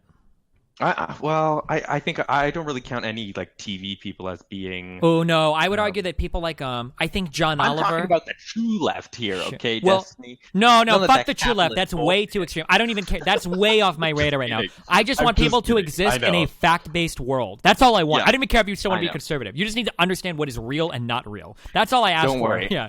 I'm pulling your leg. Sure. Pulling your leg. Yeah. Don't worry. So like Trevor Noah is not a Jon Stewart replacement. He can't do it. John Oliver does an okay job. But other than who's watching that? Who's watching people that? are like liberal, old white people. No. John Oliver, doesn't he appeal to younger people? Comedy Central and shit. Didn't he pick up a lot of Jon Stewart's audience? Maybe, I don't know. Did anyone? Is there any links there? Because at least from the people I know, John Oliver has sort of lost a bit of the momentum. Oh, he's on HBO as well. Like fuck. Yeah, but so like the problem is like, that like if I go online and I want to find like a well-spoken conservative, I can find so many people. Joe Rogan probably leans rightish, or at least platforms a lot of right-leaning people. Doesn't really challenge them. Well, socially, I would say he's definitely right-wing, from what I've seen at least. I'm not comfortable saying he doesn't like to commit himself. He doesn't commit himself. Joe Rogan is the kind of person that I would describe as like he's like accidentally racist or unintentionally sexist sometimes. He's not like full-blown like fucking crazy. But agree. Yeah. So like Joe Rogan platforms a lot of these people. Dave Rubin is a massive right-leaning person. When you start getting to like the big YouTube accounts, people like Steven Crowder, doesn't that guy have like 2 million fucking YouTube subs? He's the change my mind guy, right? Yeah, he was so dumb. This guy's got 2.3 million subs. Sargon of Akkad is approaching 1 million subs. I think Lauren Southern has a fuck ton of followers as well. Oh my, that's right out of Toronto, right? Yeah. Oh no. Wait, Sargon of Akkad is UK. No, I'm talking. Southern is Canadian. Yep. Lauren Southern's got over half a million subs. Media, yeah, like right. Yeah. Can I just say because I'm well, in she's Toronto broke off from Rebel Media now, but yeah, go ahead. Oh well, I'm in Toronto, and it's funny that a lot of these I think this is really funny. America sort of inherits. You're crazy fucking Canadian demagogues. Yeah. Because we don't take them. We really like. That's not true. There are definitely segments, at least in university campuses, that you have little branches that are like, oh, we need free speech. We shouldn't be censoring. But no one really listens to them, ultimately. I think, like, I'm trying to think of the campuses like Queen's and Laurier and Western and Toronto and McGill. All of them are very much pretty, I guess, quote unquote PC or SJW, but a lot of the American campuses outside of, I think, I don't know, a lot of people, at least in America, complain that their campuses are way too PC. Oh, political. Oh, that's cool. A lot of their are like too PC, but if you compare it to somewhere like some of our Canadian campuses, it's not even really close, but maybe I'm not exposed enough to it. Oh yeah, here we go. The Young Turks. So the Young Turks, really, they're big. Really? They are, but they're like, dude. but they're idiots. Well, I wouldn't say they're idiots, but Okay, sorry. they're very That's- emotional. I'm just not a big fan of Cenk and the other lady. I don't know. I just don't like them that much. But also, they're not What like was the whole controversy with Cenk Uygur? Wasn't there? I don't know if I'm pronouncing that right. Wasn't there something to do with the Armenian genocide? Yeah, Or that is was a long time ago. I think they've disavowed all that talk. They acknowledge it and Okay. everything, right? Okay. But like the thing is that like the Young Turks are like they're not like super funny and like can appeal to young people. Like if I turn on the Young Turks, it's not going to be like turning on a funny Steven Crowder video Yeah. or a bite side. Have you ever watched PragerU videos? Yeah, and I mean, again, Aw. I feel like I'm sort of Oh, well, yeah. So look, if I were to compare something like the Young Turks to PragerU, like just imagining like I'm some, Like dumbass high school kid that doesn't know anything, right? yeah, like I've never really read politics, I've never read progressive, but like people in my school, I'm starting to get emotional about, someone is asking me to call them by she when they clearly look like a guy. I'm like, oh, I don't like doing that. Like, where do I want to go? If I were to look at the Young Turks versus PragerU comes off as more like authoritative, like they actually know their shit. But the Young Turks seems very much. I don't think the Young Turks can pull in anyone who isn't already On sort their of side. leaning their way. Yeah. Right. When I think PragerU definitely could. Yeah, their And- rhetoric of persuasion is like hardcore focused, and like it seems like conservatives are so like the problem is that like it seems like people on the left play these honesty games where it's an important part of what they do. Yes, People on yes. the right don't give a Yep. fuck, dude. They Right. will make Oh, up and that's so edit true. videos, Yeah. like when Blair White made that video up of her going to Hollywood and randomly running into a protest, Yep. and that made up bullshit. They will fucking lie with stats, even when they're smart. Ben Shapiro will bend and twist and horribly misrepresent figures, make an argument. Like the guys on the right are so efficient and ruthless when it comes to spreading like their political propaganda, and they have no regard for what is true or real at all.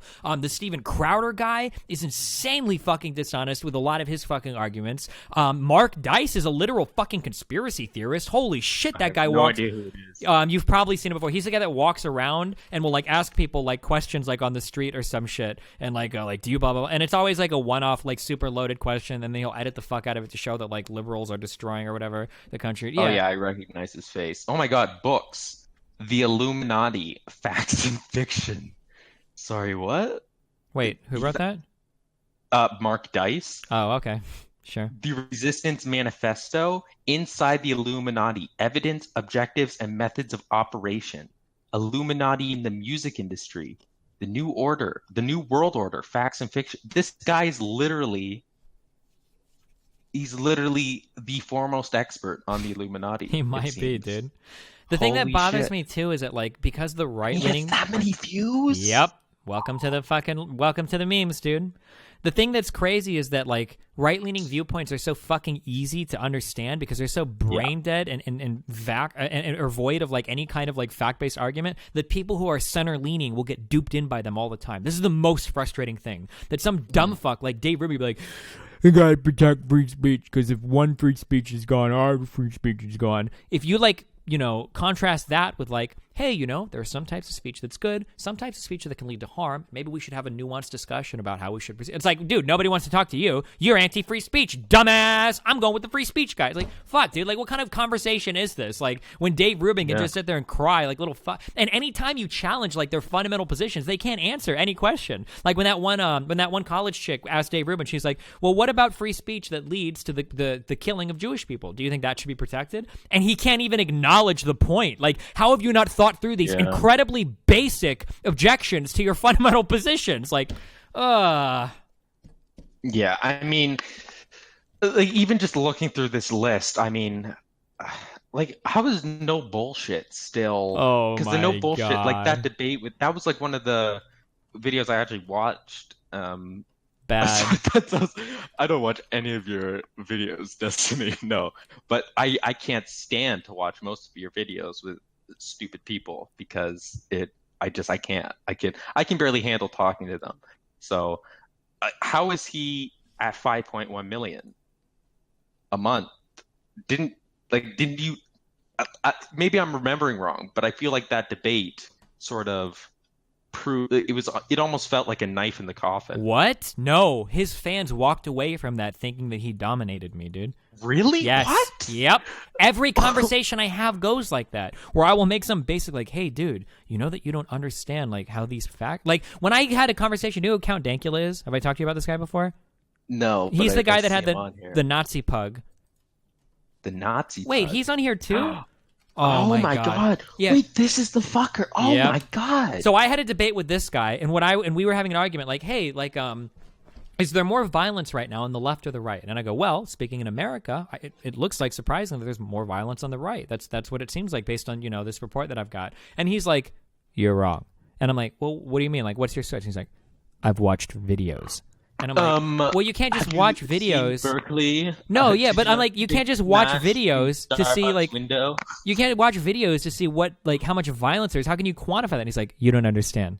I've watched hundreds of videos." And I'm like, "Are you fucking This is unironically his position. That he can watch a lot of YouTube videos to ascertain the overall political climate of the United States and determine who's committing more violence. Like, how do you even? And he was smug through that whole conversation. He thought he was making really good points. Like, holy shit! Actually, I don't know if I know your position on this.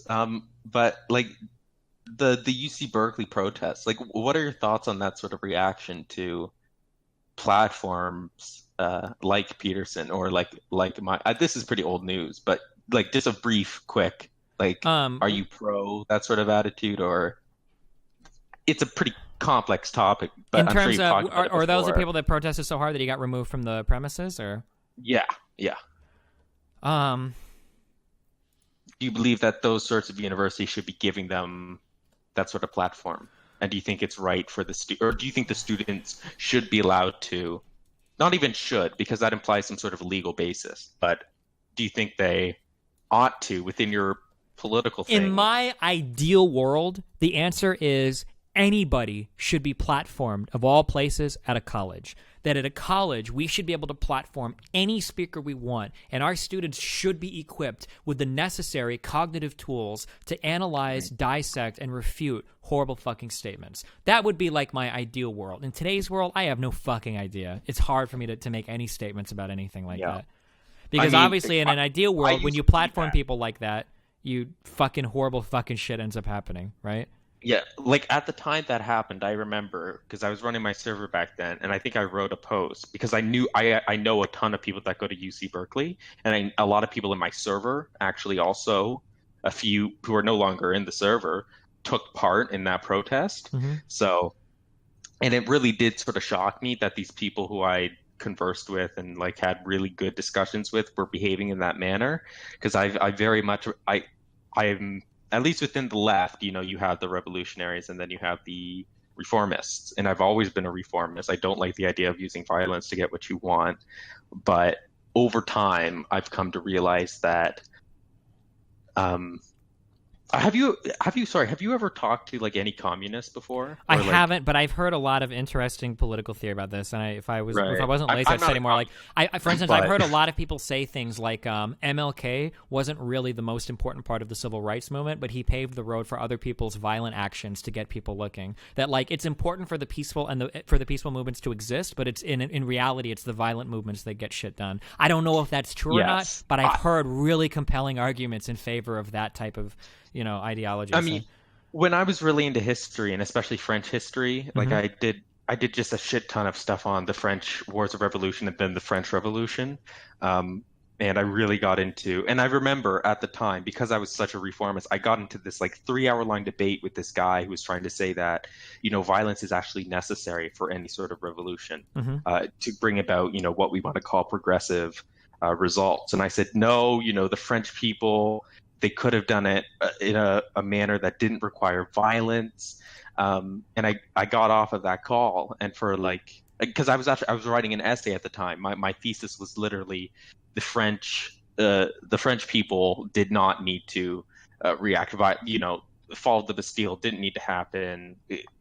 None of that need to happen in order to bring out the progressive results of the French Revolution. And after all of the research that I did, I really did conclude that violence is necessary in certain circumstances. And of course, I mean, that was completely different time frame, different area of the world, of course. But I think that does shed light on the fact that there are going to be times when violence is absolutely going to be necessary to achieve a moral result of some form. And I'm not at all saying that that's what we need in America, for example, but I think it's necessary in certain areas of the world and will continue to be necessary. Like, for example, a lot of people point to, the Spanish Civil War as, a type of place where violence was necessary and should have been necessary, even Yugoslavia. I think in the United States, I've actually reversed positions on this pretty massively. I think that a lot of violence can be justified right now, more from a moral position in the United States. I think that if you're like a minority, I think you can very easily justify violence against people that identify as conservative. I think that if you're a foreign person, I think you can very easily justify violence against most U.S. people. It sounds extreme, but we operate here's a fundamental position that I have right now, okay? And I'm pretty sure you'll agree with this. Every action is political.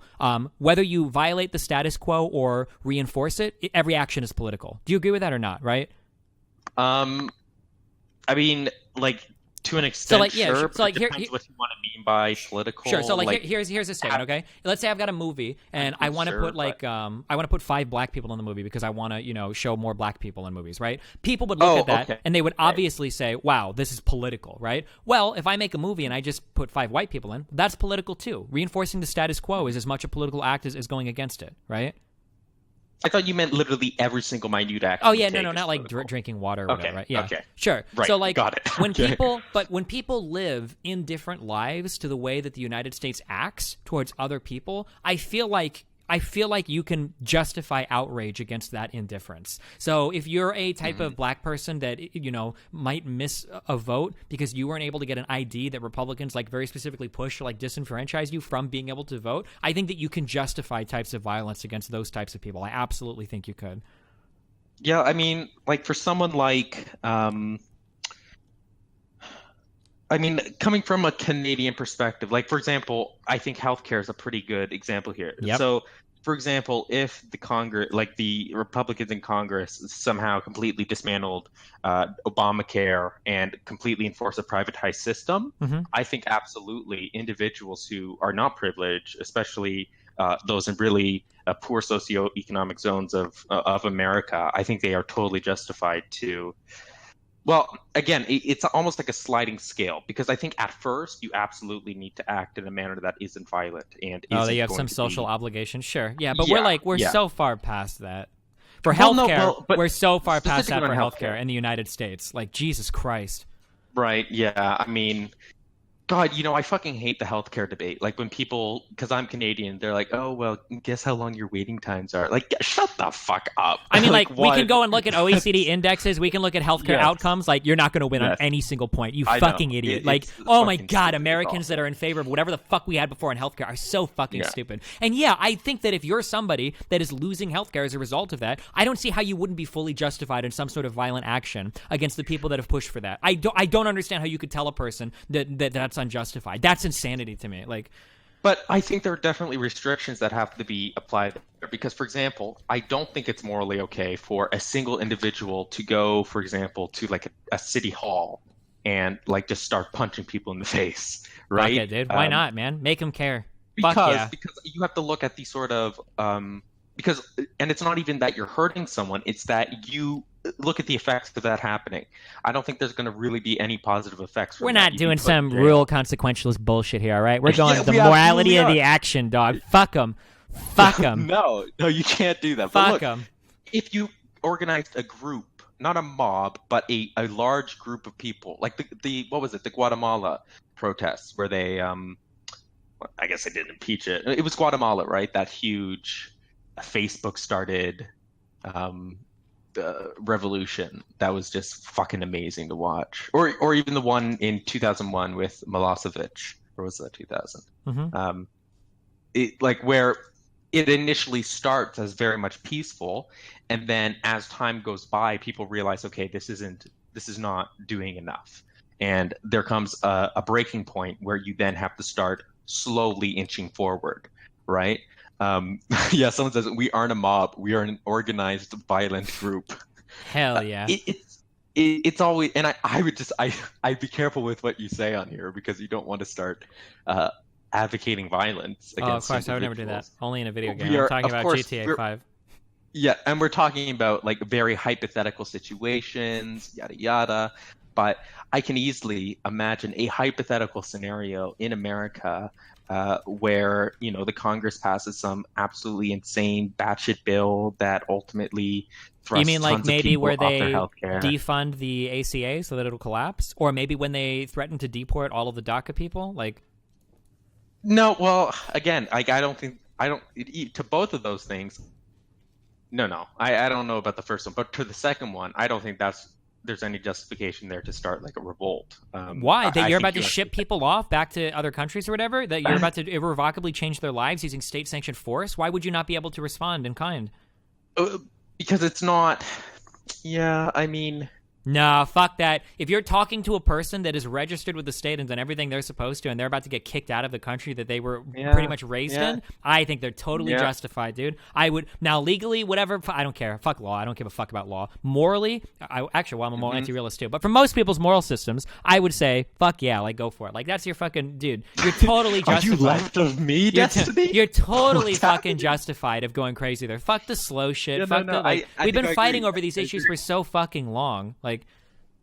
Yeah, like, no, I guess I agree. I haven't read as much on the DACA sort of stuff or the ACA. Sure. So DACA is basically when illegals come over, undocumented people come over. Sometimes they bring kids with them. The kids, they're no fault of their own. I know what it is. Yeah. I don't know what's happened with it. Well, Trump got rid of DACA, which basically would make it so that I believe Right. that DACA is officially dead now, right? And Is it? Yeah, I'm pretty sure it is by executive order or action. And I think I don't know if they've replaced it yet. And I think we're getting. Wasn't there like a period of time where you had to pass a new bill in order to? Well, they did that, but that time frame were passed, pushing didn't he? for it. Hold on, wait. DACA, a judge might have issued a TRO, like a temporary restraining order. I'm not sure where DACA is Yeah. right now. Wait, there's a ruling Monday on it. Oh yeah, Texas judge hears arguments on DACA challenge. Judge upholds ruling that DACA must be restored. Okay, so it's being fought in the courts now. A court told the so they'll probably go back and forth on this for a while. But like, I'm pretty sure Right, so DACA it's is only still- alive in the courts right now. So like, like a certain ruling could just rescind it. And now, if you're a DACA person, you might just get fucking shipped out of the country to some place you've never been to I before, don't- never lived in before. Yeah. I am actually optimistic about Wait, fuck, hold on. We got to reconnect. about DACA in the state. Aha. Hello. Hey, hello. I think I fixed it. I'm literally on a mountain, so Oh yeah, you've told me this. I'm at like the peak of a mountain, and sometimes God allows me, God Happened. revealed through His special and general Exactly. revelation. Yeah. but sometimes I have to stroke my Bible a little bit, and then it comes back. But Gotcha. yeah. Okay. But like, I need to do a Munch Pack review on this shit. So give me your closing thoughts. Fuck it. We'll talk again later. Sorry. I need to. oh yeah. Yeah, go for it. On violence. Geez, that's a tough thing to give like a closing thought on. Well, look, I think that especially in the West, speaking specifically towards North America, I think that you should really try to exhaust all sort of diplomatic measures that are possible for any sort of issue before you start to like launch a riot or some sort of violent action. And it's hard to figure out like when you have exhausted those options, but for something like healthcare, I still think that there are certain means that can be exhausted before you go to your city hall and yell or like surround the Capitol and whatnot. But eventually, there definitely is a tipping point where you really do have to, if not directly take up arms, at least sort of almost as a threat as a form of saying, well, if you don't give us what we rightly deserve, then we're not going to allow you to make the decisions in this country. And I'd say that. Oh, wait, can I show myself out? Yeah, go for it real quick. I launched a Twitter after a popular demand from a single person. So I'm now Bath_boy. So instead of messaging me on Discord, which is really annoying because the notifications options on Discord are fucking awful, just message me on Twitter. And there we go. That's really all I got. Okay. Okay. Well, hey, buddy, I love you. Be careful. All right. Adios. See you later, buddy.